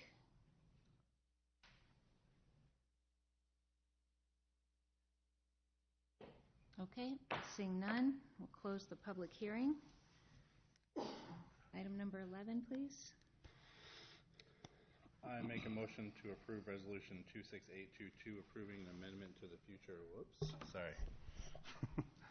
Make a motion to approve Resolution 26822, approving an amendment to the future land use map of the Marion Comprehensive Plan from single-family detached to single-family attached for property located southwest of 35th Street, north of Tower Terrace Road, and southeast of Indian Creek Road. M&W Ventures, LLC. Second. Motion by Will and a second by Kim. Discussion?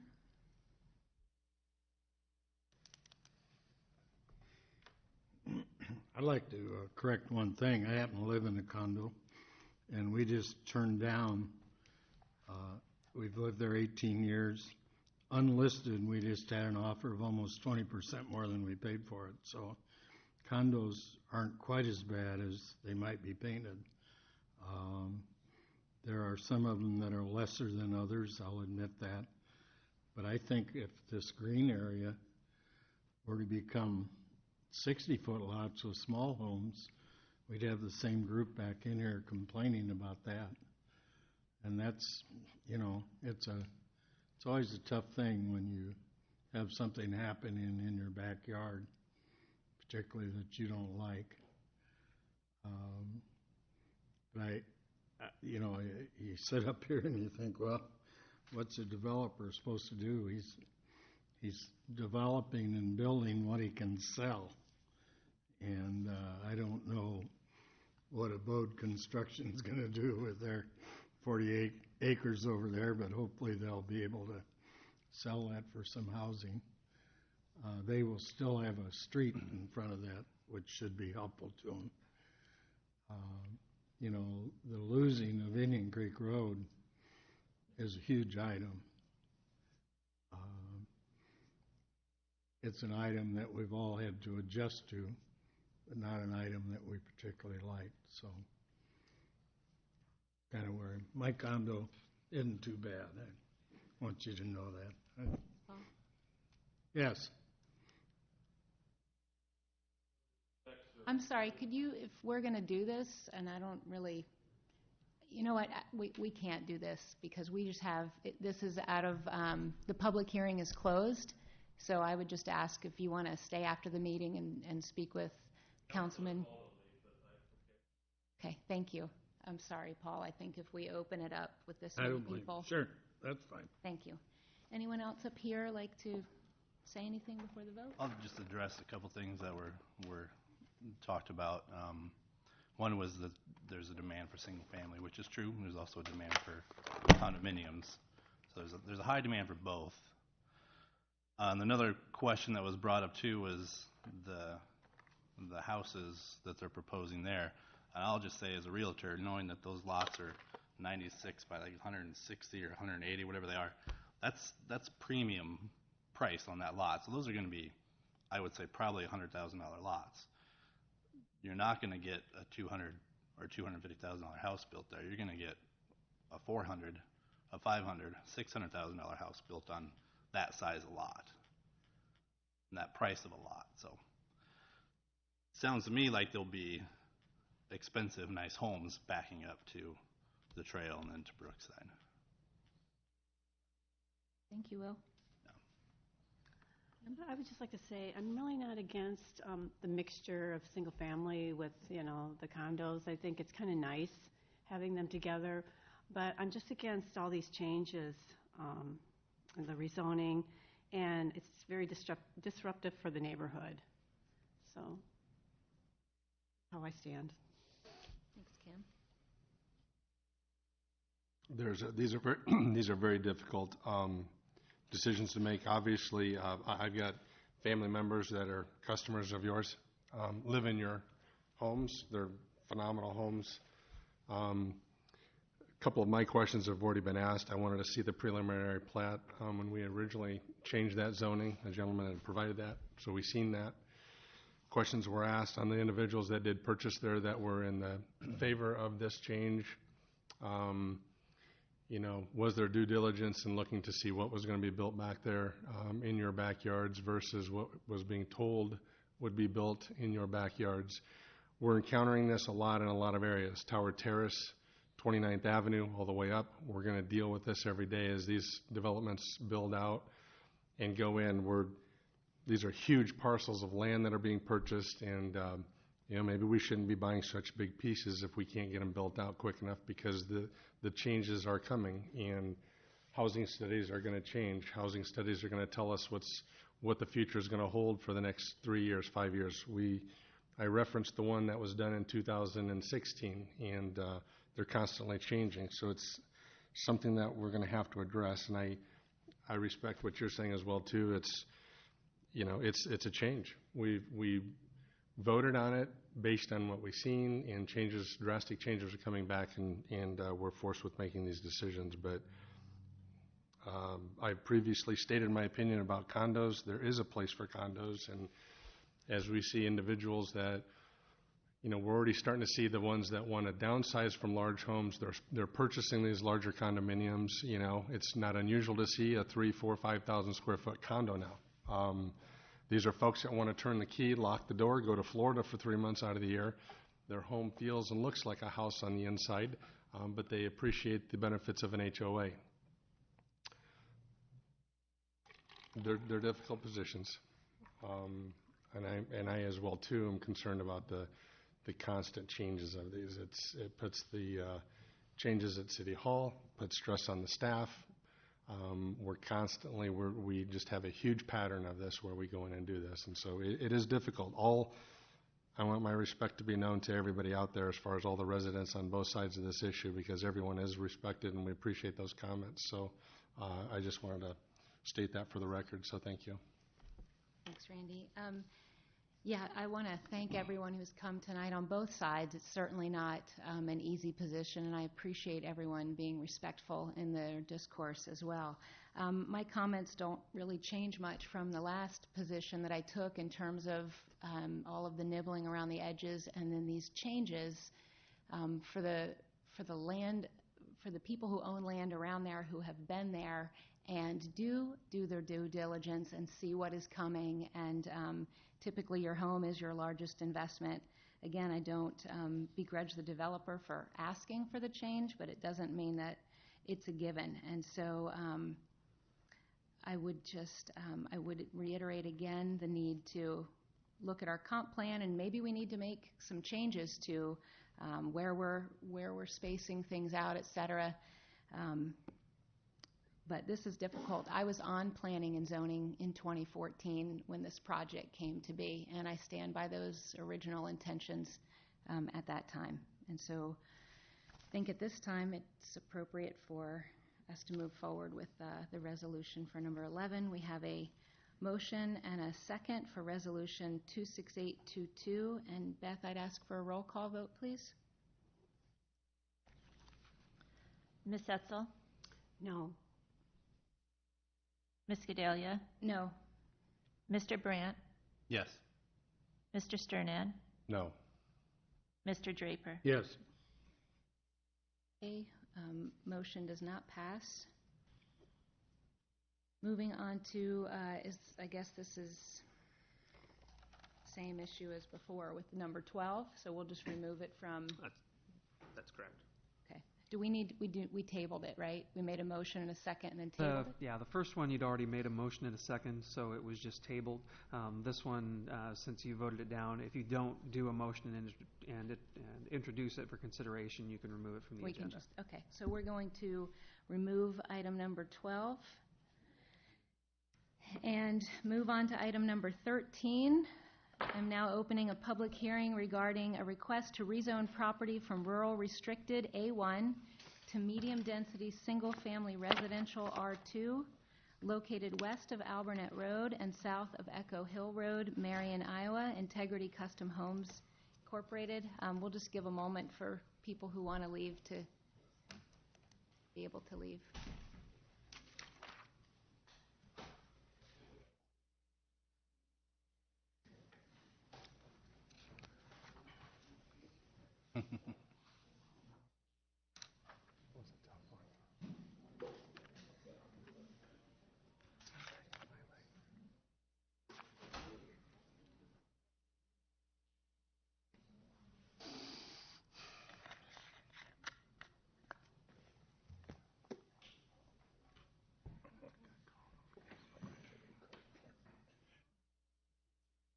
You going to present, Tom?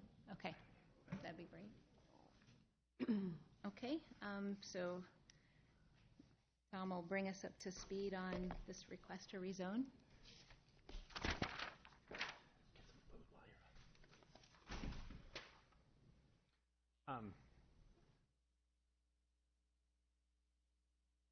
As identified in your packet, the proposal is to rezone property from A1 to R2, single-family residential properties. The area highlighted in red is located west of Albernet Road, south of Echo Hill Road, 68 acres. The property east in the yellow is all zoned R2 as well, so it would be very consistent with what's in the neighborhood. If there are folks in the audience, there was a conversation going around in the neighborhood related to some property that was possibly going to be rezoned, or there was an individual saying that they were going to propose a rezoning to commercial. This is not that proposal, and that proposal never did come forward, so I just want the council can know that as well. Thank you. There's been a lot of talk about our comprehensive plan tonight, so I thought maybe I'd just identify that, our comprehensive plan is a broad development plan for the entire community. I do feel like we need to get a little bit more specific with it in the future. I believe it's programmed to be funded in the next year's budget. I think it's in the CIP. So we'll be moving forward with that and hopefully be able to dive into a lot more of these conversations. The area, as you can see highlighted in red, the yellow is single-family residential. When the plan was put together 10 years ago, and I think the 10 years prior to that, single-family residential properties have been the primary development pattern in Marion for a long time, and that was the thought process. Condominium development, the discussions we've had on condominium development have certainly changed and been tweaked in the last, I'd say, 5 years, probably would be the best way to explain it. But nonetheless, so we need to have some conversations with that, I think. But the proposal at hand is to change from the A1, which is a rural restricted, which is our most restrictive district, primarily related to ag production and large estate homes. So the R2 is single family. It's supported by the comp plan as indicated. And staff is supporting the proposal, and the Planning Commission also supported the proposal moving forward. I don't believe anybody spoke in opposition to this at the Planning Commission. We received no correspondence, and so if there's any questions, I'd be happy to answer those. Okay, thank you, Tom. Okay, at this time, if there's anyone who would like to come up and speak in favor of this request to rezone this piece of property. Good evening, Council. Jed Schnorr, 431 Fifth Avenue Southwest. I don't have anything to add from what Tom said, but I'll be happy to try to answer any questions you would have on the project. Thank you. Anyone else in favor? Anyone opposed or have any questions? Okay, seeing none, item number 14, please. Yes, ordinance number 1809, amending the Code of Ordinance to rezone property from rural restricted A1 to medium-density single-family residential R2, located west of Alburnett Road and south of Echo Hill Road, Marion, Iowa, Integrity Custom Homes, Inc. This is the initial consideration. Second. Motion by Paul and a second by Kim. Any discussion? I have a question for Tom. Tom, if I can understand this correctly, and I think I do, if this were to pass, we will then have a rural zoning yet that will somewhat be, in fact, it will be landlocked, correct? So south of Echo, west of Alburnett, I'm talking about that last two parcels now that will shift to the east. Those two still remain agriculture, I believe. Correct me if I'm wrong.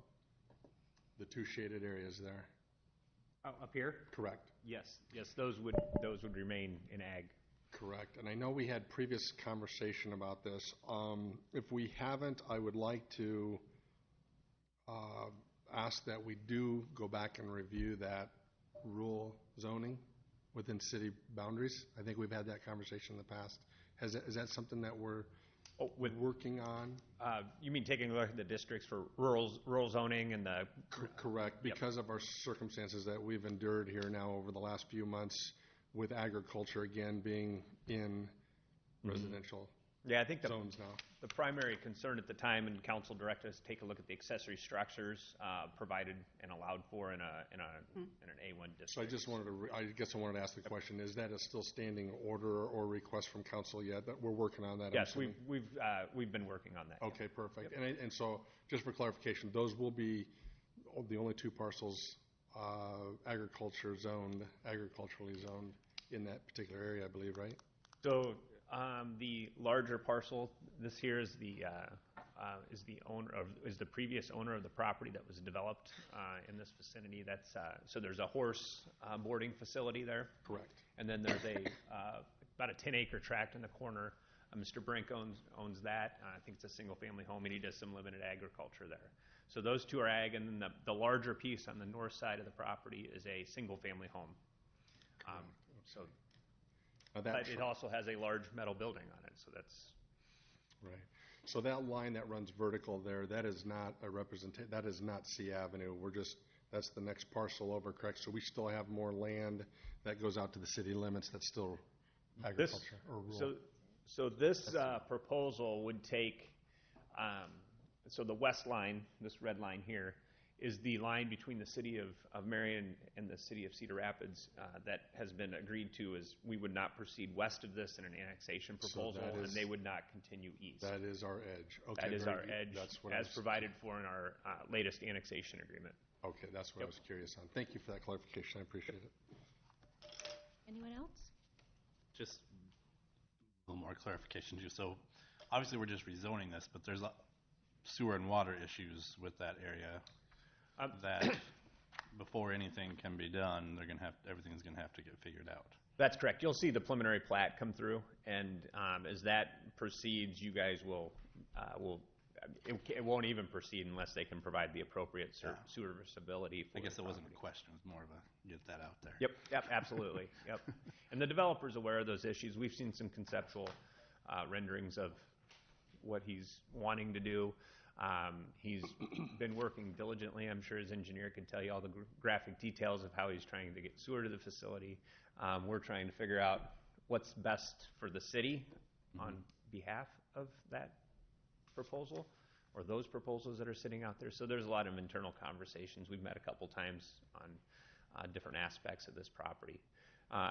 It's no not trying to hide it by any stretch. I think when it was received and filed, we voiced the concerns. We are out on the edge of the community property in this vicinity, which the same individual owns.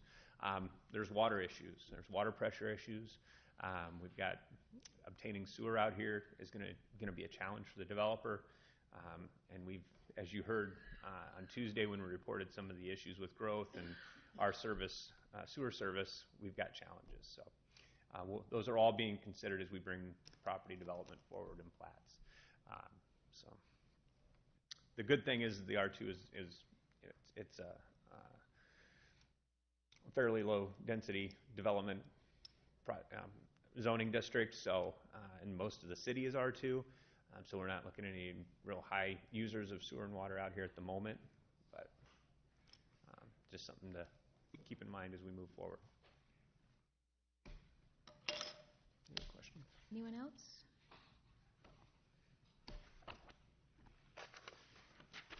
Okay, we have a motion by Paul and a second by Kim for ordinance number 18-09. All those in favor signify by saying aye. Aye. Aye. Any opposed or abstentions? Mayor? Yes, I'm There sorry. wasn't I don't know. There was an individual, I don't know if he just wanted to grab your attention. I don't know if he wanted to speak. I just had a question, but I don't know how to do this formally. Well, the public hearing on this is closed, and I already refused to let somebody else, but I'd be happy to talk to you after the meeting if your question lingers. Thank you. Did we finish that? No. Thank you, sorry. You're welcome. No, that's okay. You did good. Okay. Item number 15, please. Okay, Your Honor, this is resolution number 26823, approving a final plat of memorandum of agreement for Sunny Ridge Villas, second edition, located west of Bison Street and south of Robinwood Lane, Marion, Iowa, DMFA LLC. Second. Motion by Kim and a second by Will. Any discussion? Okay, seeing none, all those in favor signify by saying aye. Aye. Any opposed or abstentions? Okay, resolution number 26823 passes. We'll now open it up for a public hearing regarding amendment to the Central Corridor Interim Development Overlay, Section 176.50, 10 of the Marion Code of Ordinances. Tom? Yes, Your Honor. This is to continue the interim development ordinance that lies within the Central Corridor until we can finish up with the Central Corridor overlay design project. So we'll be moving forward with that, realizing this is kind of dragging, but we're going to get it done. So we'll be moving that forward. So this is a continuation of what's in place? Absolutely. And yep. I believe at Tuesday, July was the D-Day identified to have this plan 3 months and then a 3 months for the review. reviews. Yeah. Okay. Is there anyone in the public who would like to speak in favor of this motion? Anyone against or to ask questions? Okay. Public hearing is closed. Item number 17, please. Yes, I make a motion to approve resolution 26824, extending the Central Corridor interim development overlay another 6 months as provided by section 176.5010 of the Marion Code of Ordinances. Second. Motion by Will and a second by Kim.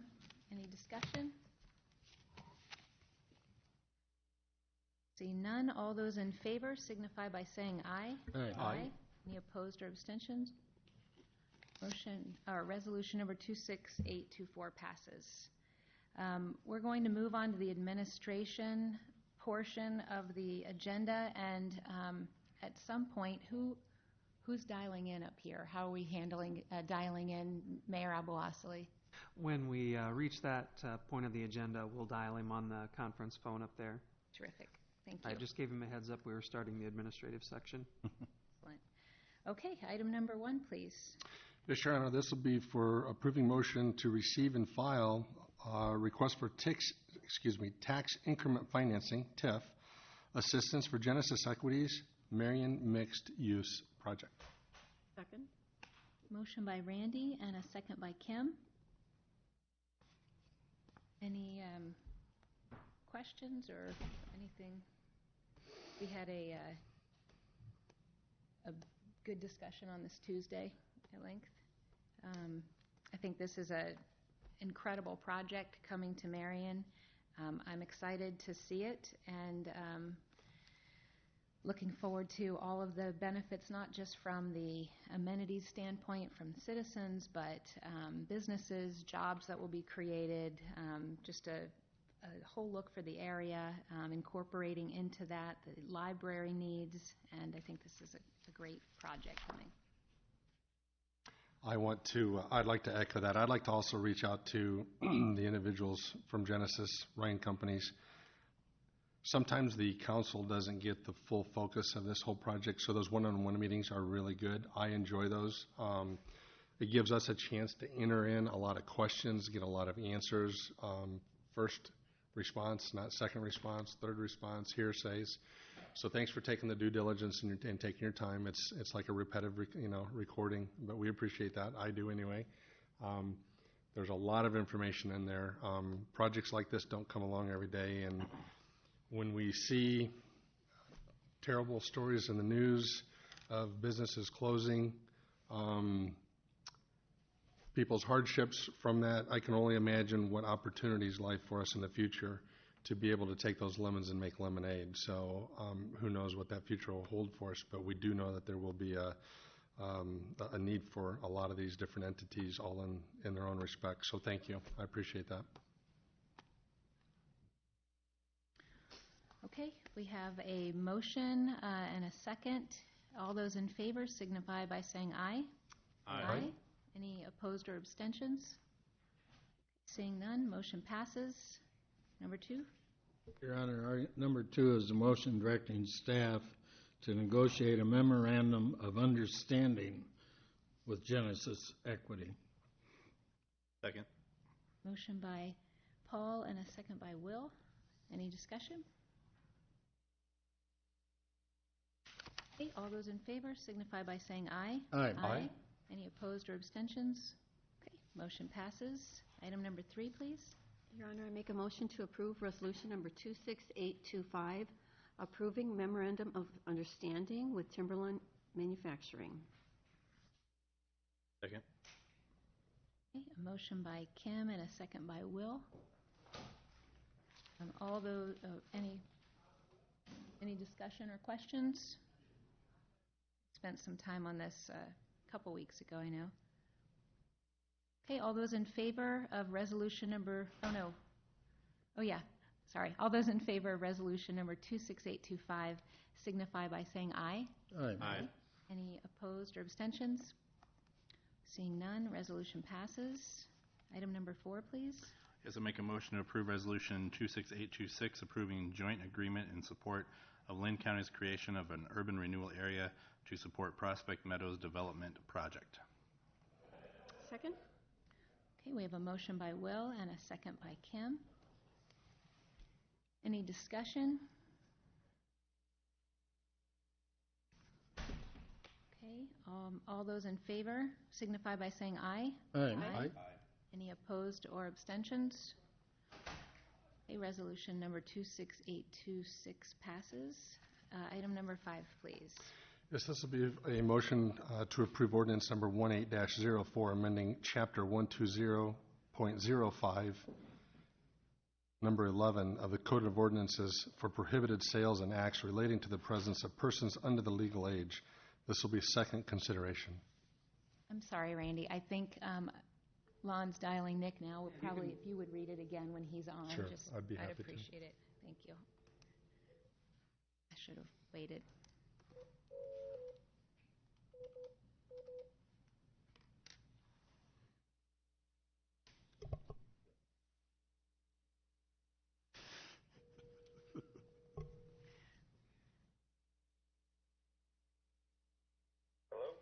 Mayor?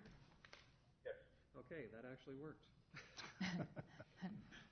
All we have not had to do this for a while. So you're on speakerphone. You're down on the end of the dais near to Councilman Draper. They were just getting ready to introduce the motion on the first item, amending Chapter 120. Okay. Welcome, Mayor. Okay. Hello. Item number 5, please. This will be my motion to approve ordinance number 18-04, amending Chapter 120.05, number 11, of the Code of Ordinances for prohibited sales and acts relating to the presence of persons under the legal age. This will be for second consideration. Second. Okay, we have a motion by Randy and a second by Will. Any discussion? Is the second consideration, so we've talked about this. Okay, Beth, if you would do a roll call vote, that would be great.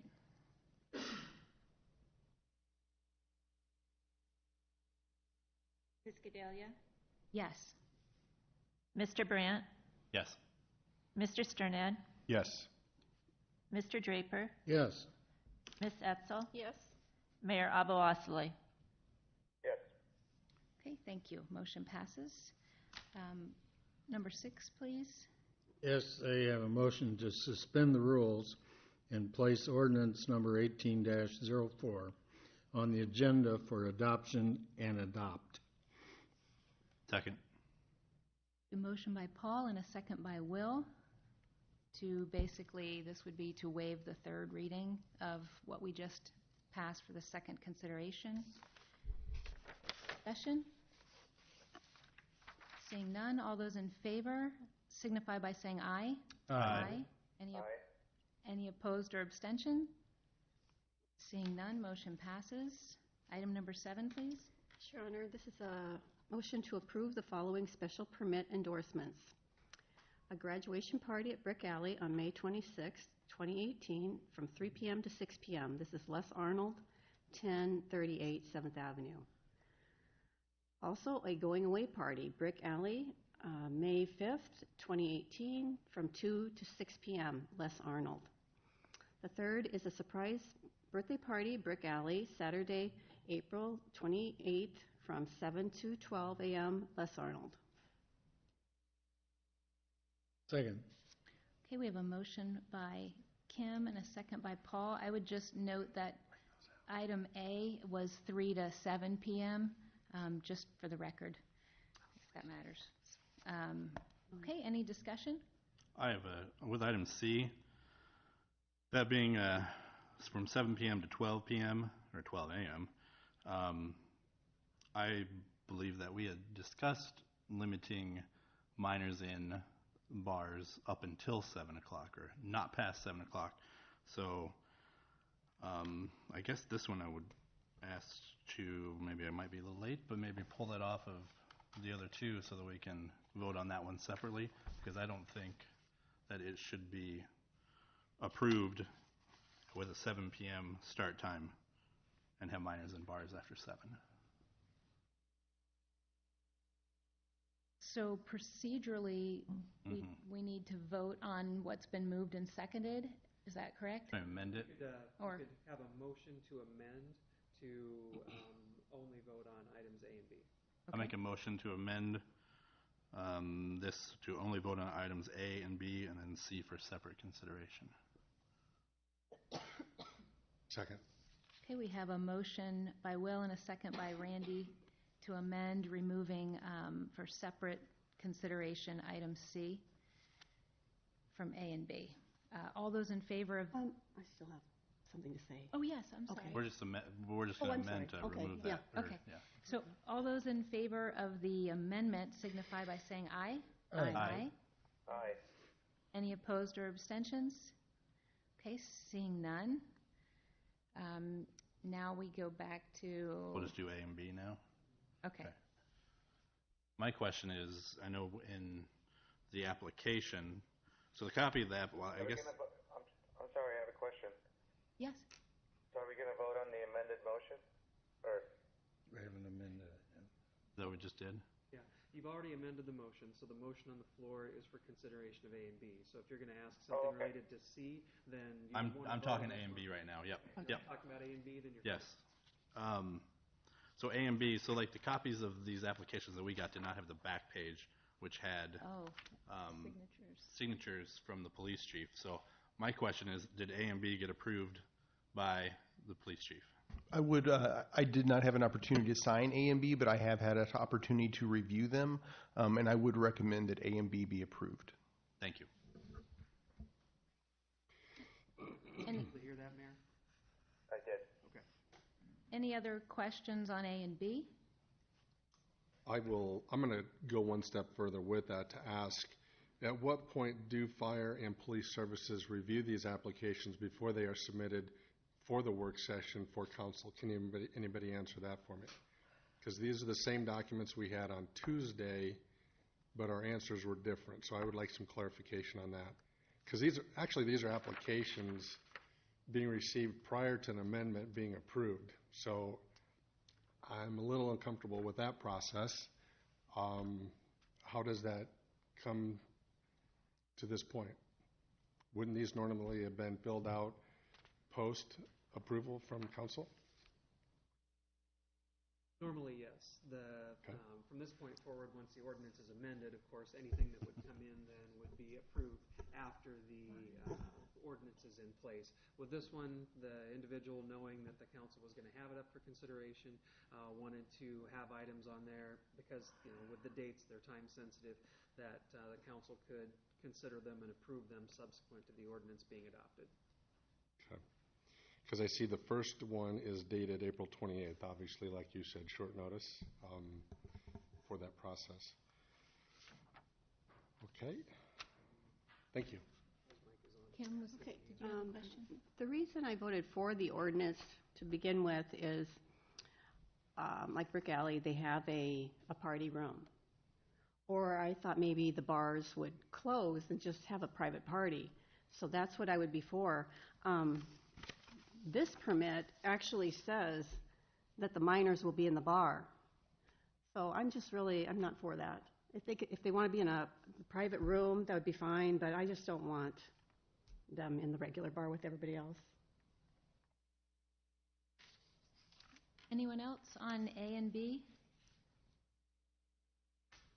Okay, I think it might be prudent to do a roll call vote on. Oh, No, I was just curious. I'm going to look at the dates. Because April, okay, it's a Saturday. They're all on Saturday. They're all on Saturdays, okay. I would say because Sundays they're closed, so if that was the case, then. Yeah. So we also need clarification on what we're voting on here. I think it's a little confused. okay, so we're voting on a motion to approve the special permit endorsements for A and B only. Which is the 26th. And what I'd like to do is correlate those back to the actual applications. So I want to make sure we got the right apps in front of us here. So there's the May 5th, and here's the May 26th. Yep. So alcohol will be served in the main bar, but not in the back room where the party will be. And the other one is alcohol will be sold in the main bar. Both of these are listed under special events, as one being a high school graduation, and the other one is a going away party. Ron? Yes. I'm not able to hear the discussion. Yeah, Randy will repeat. He was Sure. reading off the applications. Sure. So what we are voting on here for clarification, and I'll speak up a little bit. I want to make sure the mayor hears this. Letter A to this is the graduation party dated May 26, and per the application here, the May 26th application is reading that alcohol will be sold in the main bar, but not in the back room where the party will be. This is an event being hosted from 4 p.m. to 7 p.m. as a one-time special endorsement event. Item B will be for May 5th. May 5th is a 2 to 6 p.m. event where alcohol will be sold in the main bar. The title of this one is the going away party for Kennedy girls soccer coach and former co-college coach. Yeah, but are minors going to be allowed into these parties? Mm-hmm. Yes. Yes. Okay. And these are the two that the chief didn't sign off on yet, but recommended approval for, correct? Yeah, with the moving forward, I know we're going to be redrafting 120, and I think that my recommendation would be to mirror the Cedar Rapids' ordinance as for consistency in the metro to allow minors into liquor establishments up to 7 p.m. Okay, thank you. Nick, did you have any questions or need clarification on anything? Nope. Okay. All right. I think we'll proceed with a roll call vote to approve, a motion to approve items A and B only. Mr. Brandt? Yes. Mr. Sternad? Yes. Mr. Draper? Yes. Ms. Etzel? No. Mayor Abou-Osley? Yes. Ms. Gedalia? Yes. Okay, motion passes.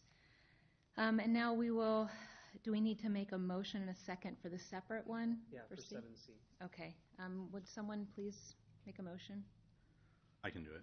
Thank you. I make a motion to approve the following special permit endorsements. C, surprise birthday party, Brick Alley, April 28th, 2018, 7 p.m. to 12 a.m., Les Arnold. Second. Okay, we have a motion by Will and a second by Kim for item C for special permit endorsement. Any discussion? I'd like to ask the chief again if he's... I would recommend denial of that one. My recommendation was to disapprove. Thank you. And for clarification, would it be okay if I read what the application states? Sure. So, Mayor, just so you can hear, this one's for a special event. This is going to be in the main bar. Minors will only be there until 8:30 for their mom's surprise birthday. The event is a surprise birthday. Yep. I read the application. Okay, very good. So I wanted to, like I said before, wanted to pull this and have it separate because, one, it's minors after 7 p.m., which I do not agree with, and I think that when we do have the ordinance rewritten, that's what we will go with 7 p.m. Or that's what I would vote for, I should say. Anyone else on this item C?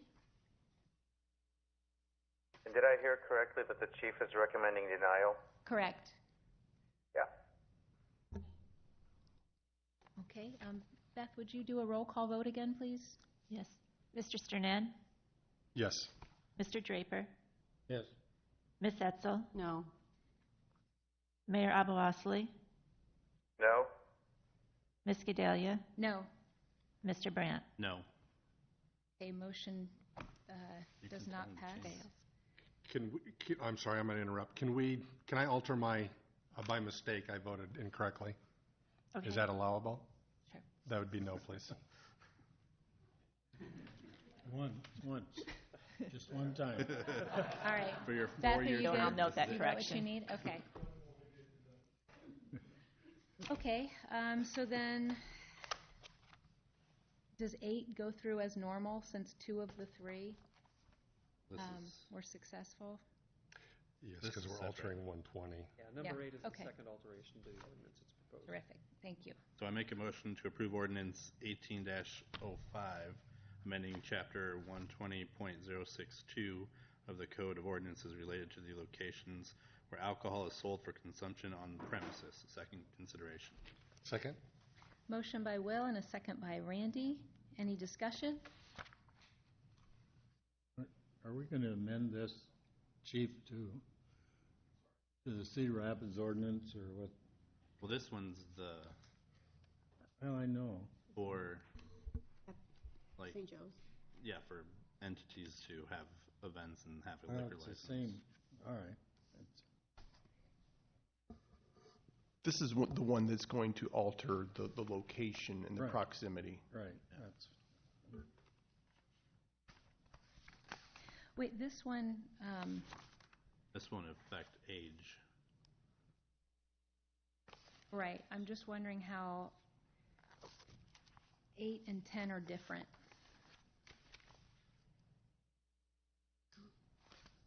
Could somebody clarify that for me, Code. please? This one's just 8 for and them. 10 are different. How are they different? The 10 is the actual liquor license application to approve Okay, for that event. for the event. Yeah, this one's the locations of where alcohol is sold.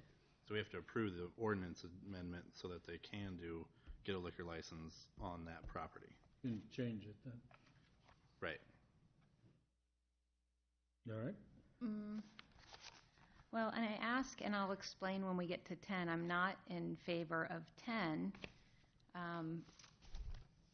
but 8 isn't specific to any entity, so I'm wondering if I would be in conflict if I voted yes for this dissection. Number 8 provides the opportunity for nonprofits to have the ability to have special events where they can get a liquor license. All of those would still have to come back to the council individually for approval. So it's not as though you're giving any kind of blanket approval to those nonprofits. Actually, every liquor license of every variety has to come to the council for approval. So you've always got that double check in there. Okay, and this is going to also, is this one also getting an overhaul like the other one? This is only impacting this section of the code and just provides that opportunity for nonprofits to make that license application. I believe it's based off of what Des Moines does, and I would assume when we do the complete revamp of Chapter 120 that a provision like this will be included. Okay, thank you for that. Okay, so anyone else have any questions? Okay, so we have a motion by Will, a second by Randy for ordinance number 18-05. All those in favor, please signify by saying aye. Aye. Aye. Any opposed or abstentions? Seeing none, the ordinance passes. Item 9, please. Yes, this will be for make a motion to suspend the rules and place ordinance number 18-05 on the agenda for adoption and adopt. Second? Motion by Randy and a second by Paul. Discussion? Okay, all those in favor, please signify by saying aye. Aye. Aye. Aye. Any opposed or abstentions? Motion passes. Item number 10, please. Yes, item number 10 is motion to approve the following liquor license application. New application for a special event, Class B, beer permit, and additional privileges for outdoor service on Sunday sales, St. Joe's Catholic Church, 1790 14th Street, effective 6/1. Second. Motion by Paul and a second by Will. Any discussion? And then in the ordinance, these are good for 5 days. Is that correct? These special permits. Renee, you said that you are opposed to this. I guess I'd like to hear your reasoning. Yep, you will. Will just asked another question, so maybe, Will, you could repeat it because I don't think Nick heard it. Sure. I was just asking to clarify that in the ordinance, these special permits are or licenses are for 5 days only. Right. Okay. Yes, thank you. Okay. So the reason that I'm going to vote no, and I wish all the success to St. Joe's, I feel like on the initial application, I think that's where I saw it, the projected number of people is in the thousands. I think it's 10,000. And in that neighborhood, well, there are a couple things. One, I'm very concerned about, even without alcohol, what that impact is going to be over a few days to the neighborhood. And with the alcohol, I just feel like that will amplify whatever else happens. So I hope this is successful, and if you do it again next year and everyone is on board with it, the neighborhood, then I would be in favor of at that time doing it. But for me, I need to baby step into this because I feel like it's a big deal. I think in Marion we have many facilities that are meant to accommodate this kind of event that is not in a highly densely packed residential area, and so I have concerns. And I do believe that you've taken a lot of precautions to mitigate that, but the alcohol to me is one factor that I would like to see how this year goes. The other thing is I don't think that a lot of people in that neighborhood are even aware that this is happening yet because it's been cold and it's been snowing and people aren't thinking about what's coming in summer. And I suspect there will be some people who aren't happy that this is a days-long event. And so I'm just trying to baby step into it, and that is my reason for not supporting it this evening. You know, we used to fill the room up when we passed a liquor license for St. Joe's Fun Days. I can remember people waiting in the hallways. And now the people that came and explained what they were going to do claimed anyway to have talked to the neighbors. And there ain't anybody here to oppose it like we used to have. So I got to believe, well, we got one in opposition. We're not opposition. Not opposition. No, they're for it. They're for it. So I don't know. It's not an easy thing, probably. Anyone else on the council with questions? Okay, we have a motion and a second. Beth, I'd ask for a roll call vote on item number 10 to approve the liquor license for the St. Joe event. Mr. Draper? Yes. Ms. Etzel? Yes. Mayor Abalosely? Yes. Ms. Gedalia? No. Mr. Brandt? Yes. Mr. Sternad? I abstain. Thank you. Okay, motion passes. Item number 11, we have 2 mayoral appointments. The first is Frederick Brown II of 1423 Forest Lane, Civil Rights Commission. Term expires December 31st of 2020. And Okpara Rice at 1720 Winding Creek Drive, Civil Rights Commission. Term expires December 31st of 2020. I guess that's a motion. Motion. You made the motion. Second Yeah. it. Thank you, Will. Okay. Motion and a second. Any discussion? Well, I don't know if Mr. Brown or Ms. Rice are in the audience, but I appreciate them stepping up. And I believe the Civil Rights Commission is filled. Is that correct? Okay. Terrific. So all those in favor, please signify by saying aye. Aye. Aye. Any opposed or abstentions? Your Honor, before we move on to item I, the staff is asking for some clarification on item 3 from the consent agenda. That was removed, but was the intent to remove items A and B, and then there was no subsequent action taken with that. We weren't sure if you intended to come back to that for subsequent action or if both of those were being deferred, because there are 2 items on there, and I wasn't sure if you'd caught that there was one on one page and one on the next page. Sure, I was, that'll be under my order here, and I was informed to ask that be removed and moved to the future agenda as number 3 being total of both.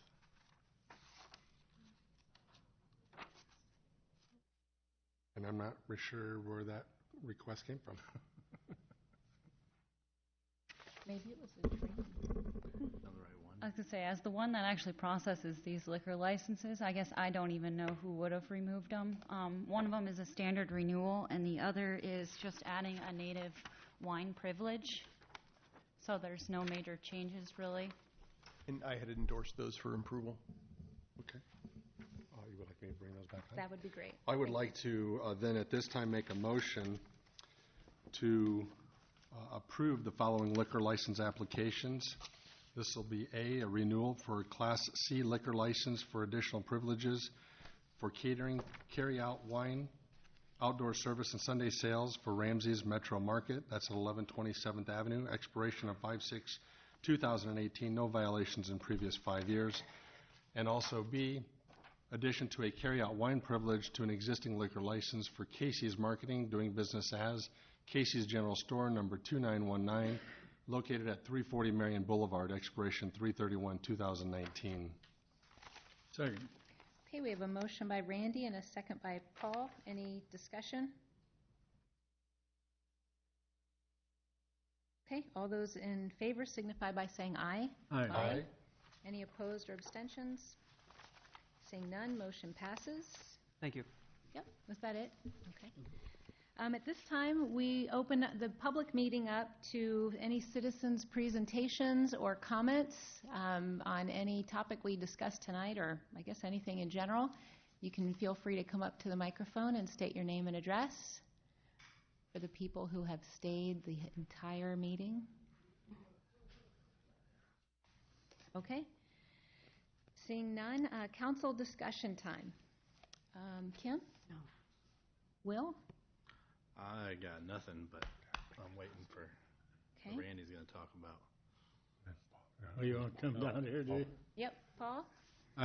Yeah, this week we had presented a great plan for our uptown, and it led me to wonder about that general block and what's occurred forever. What I'm putting up here is actually We lost it. actually something that's yellow now. But let me go back a little way. We'll look at that in a minute, but let me go back a little bit. In the 20s and 30s, that 11th Street housed the depot, of course, which was moved in 88, most of it into the park. There was a creamery, and then a pool hall, and then a shoe store. And if you move around the corner on 7th Avenue, they had a bank on the corner. And if you go back in the middle of the mall right now, you'll see a bench with a stone on it that says bank. That came over the doorway of that bank building that stood on the corner of 7th and 11th. That building was on the National Registry when we tore it down, which required a lot of photographs and what have you. You had next to that the KV Cafe, and then you had 2 grocery stores in the rest of that block, which was kind of unusual to have side-by-side grocery stores. But as things progressed into the 60s in that block, on the corner where the bank was, we had an accounting service. We had Leon and Jerry's restaurant. I don't know if any of you remember that. Kim does. We had Ben Franklin Variety Store, Marion TV, and Club Royale, a bar on the corner. Above that, we had housing, dormitory type, for railroad folks. It'd be a place for them to sleep overnight in our community when they came in. What Lon has put up is a drawing. Mr. Timko, as he developed the mall, is what it was going to look like. Now, it doesn't quite look like that, I'd have to say, in today's world. And that was after money was raised from the city, the state, the downtown businesses, Medco, and what have you, and that's what was built, proposed to be built, instead of the boxcar architecture we have today. It incidentally goes 7 feet into the sidewalk on the 11th Street side. But in 1988, actually in 87, when that property was bought by Noddle Development of Omaha, they gave all of the renters a month to 6 months to move, because those buildings were all going to come down. How different it is today when we've heard about what's going on. Now, I think that in addition to that, when we built the mall as it stands today, we had a whole different set of rules than we'd have in today's world as far as the construction of that building.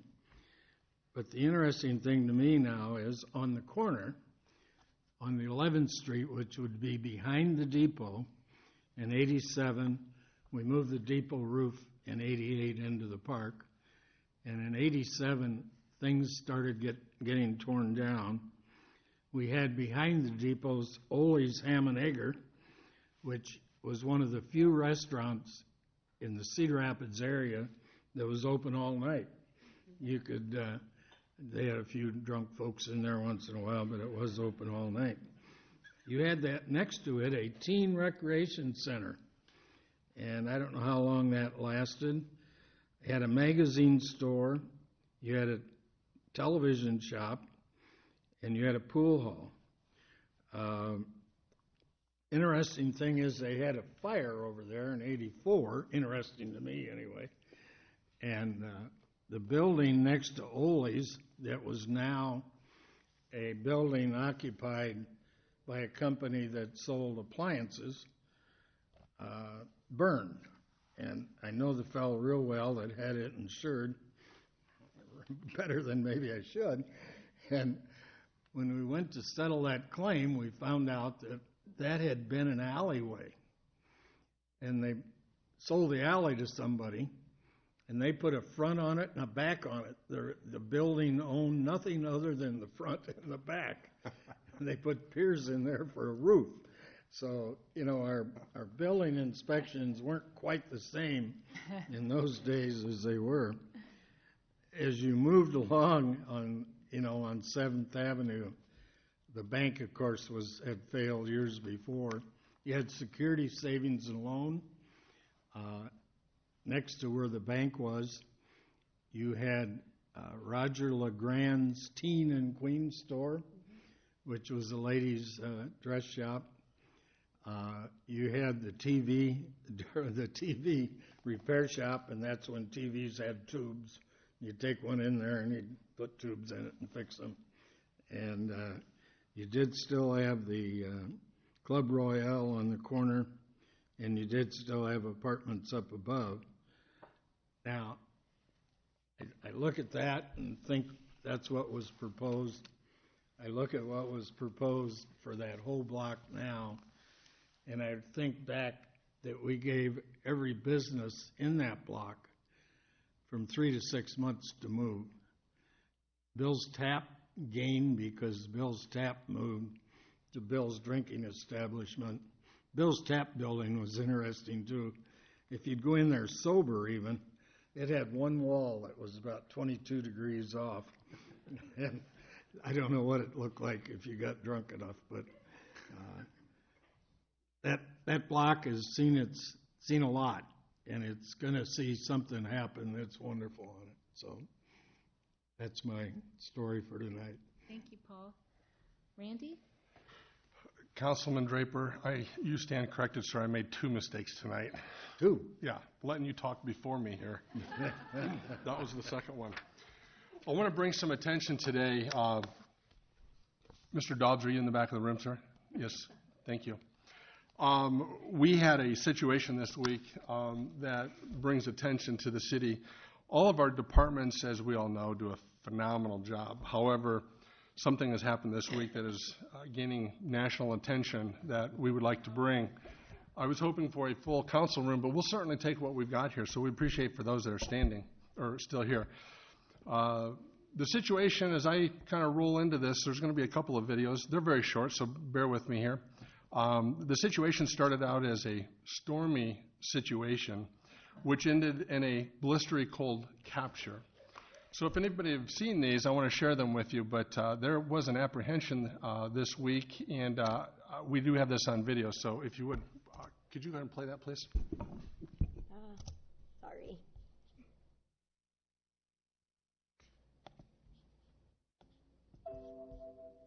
We have 3 to 4 dozen schools that are closed today because of snow, and we're in the back half of April now. Now, other places, like in Pennsylvania, they issued a warrant for Punxsutawney Phil. Over the weekend, the Altoona Police Department arrested Elsa. We don't have a groundhog, we don't have a snow princess, but we do have meteorologists. And while Joe Winters might seem like the natural culprit here, Kai O'Mara has been awfully chipper about this winter weather, and I know he's nerding out on all the stats and the numbers, but we've had enough, and we feel like this weather is downright criminal. That's why the Marion Police Department is here this morning, and Officer Tom Dobbs, what are some of the criminal complaints that you've had about our weather? We've had people that are complaining that they've been promised spring. Spring is on their calendar. We have baseball games that have been postponed. We have people that want to walk their dog without wearing a parka. We have people that want to play tennis wearing shorts, and it's not happening. Kai O'Mara is letting us down. It's downright criminal. This needs to stop, so we're going to do something about it.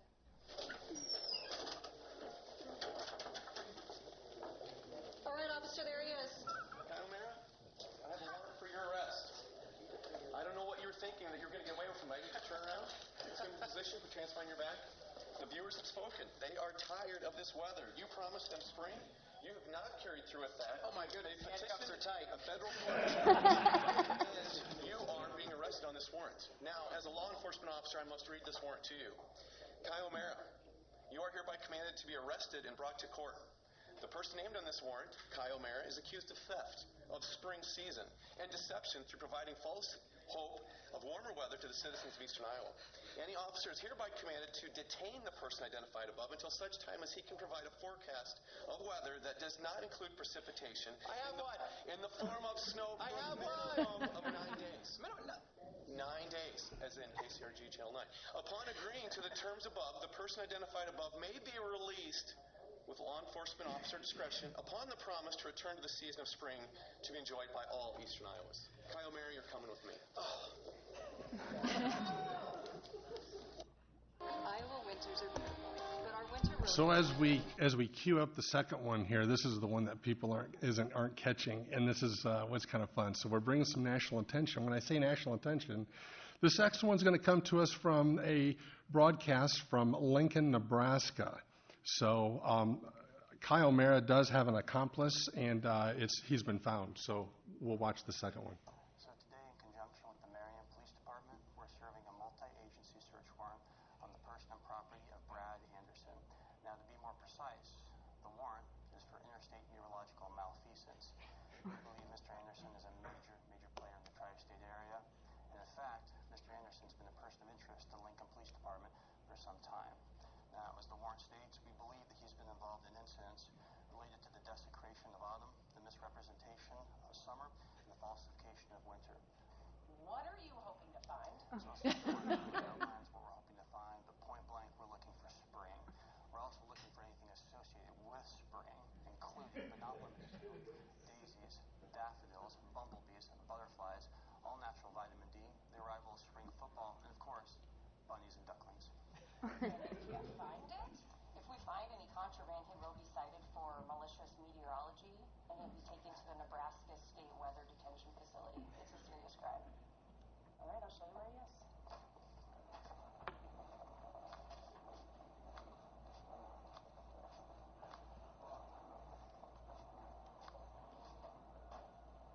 Brad Anderson?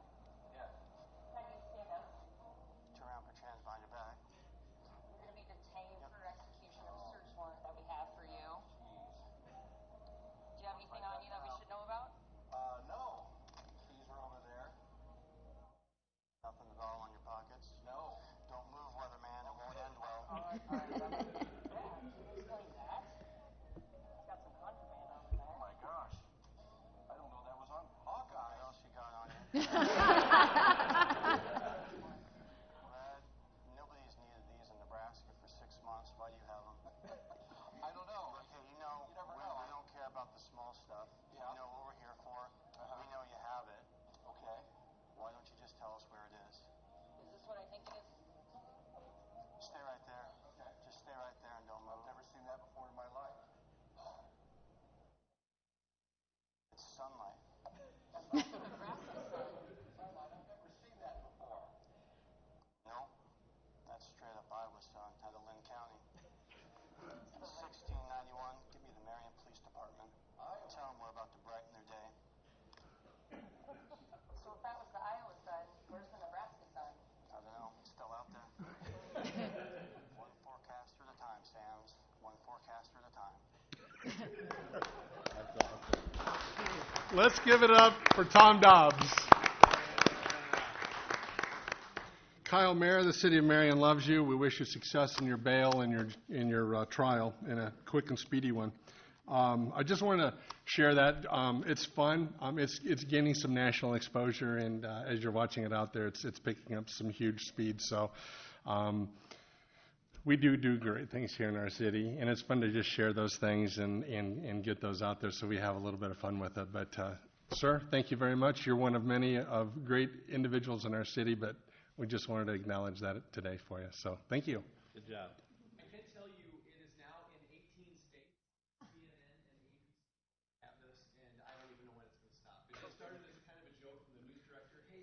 we want to do this prank with Kai. Are you in? I said, well, let me check with the boss.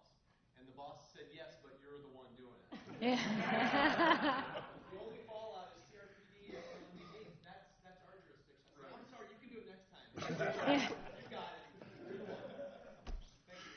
Thank you. Thank you, Your Honor. Back to you. Okay. Just two quick things.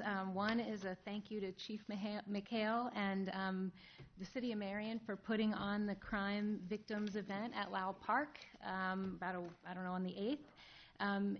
There's great coverage in the Marion Times about the event, and while a lot of emotions were stirred, we had some guest speakers from Kansas City talking about the impact of crime and losing a family member and unsolved crimes. And of all the emotions that came up, the one that I just want to share is I'm just grateful that we live in a community where we don't deal with crime on that level, and it's thanks to all of the hard work and people of the city, and my heart goes out to those who do deal with things on that exponential scale. But it's nice to bring recognition, even though we are a very safe city and we've been honored for that, to bring that awareness here to Marion, and it reinforces how good we have things. The second thing I want to do is just thank the city for providing me the opportunity to attend the Municipal Leadership Academy on Saturday the 7th in Iowa City. It was sponsored by the Iowa League of Cities, and it was basically an education on local governance. We talked specifically about economic development, community betterment, and nuisance abatement, and city goal setting and strategic planning. And some of the stuff was new to me, some of it was not, but the big takeaway was we're doing that, we're doing that, we're doing that, and we're doing a lot of things right here in Marion. So it felt very good, but thank you to the city for letting me go on that educational piece. And with that, I will adjourn a very long meeting, so thank you.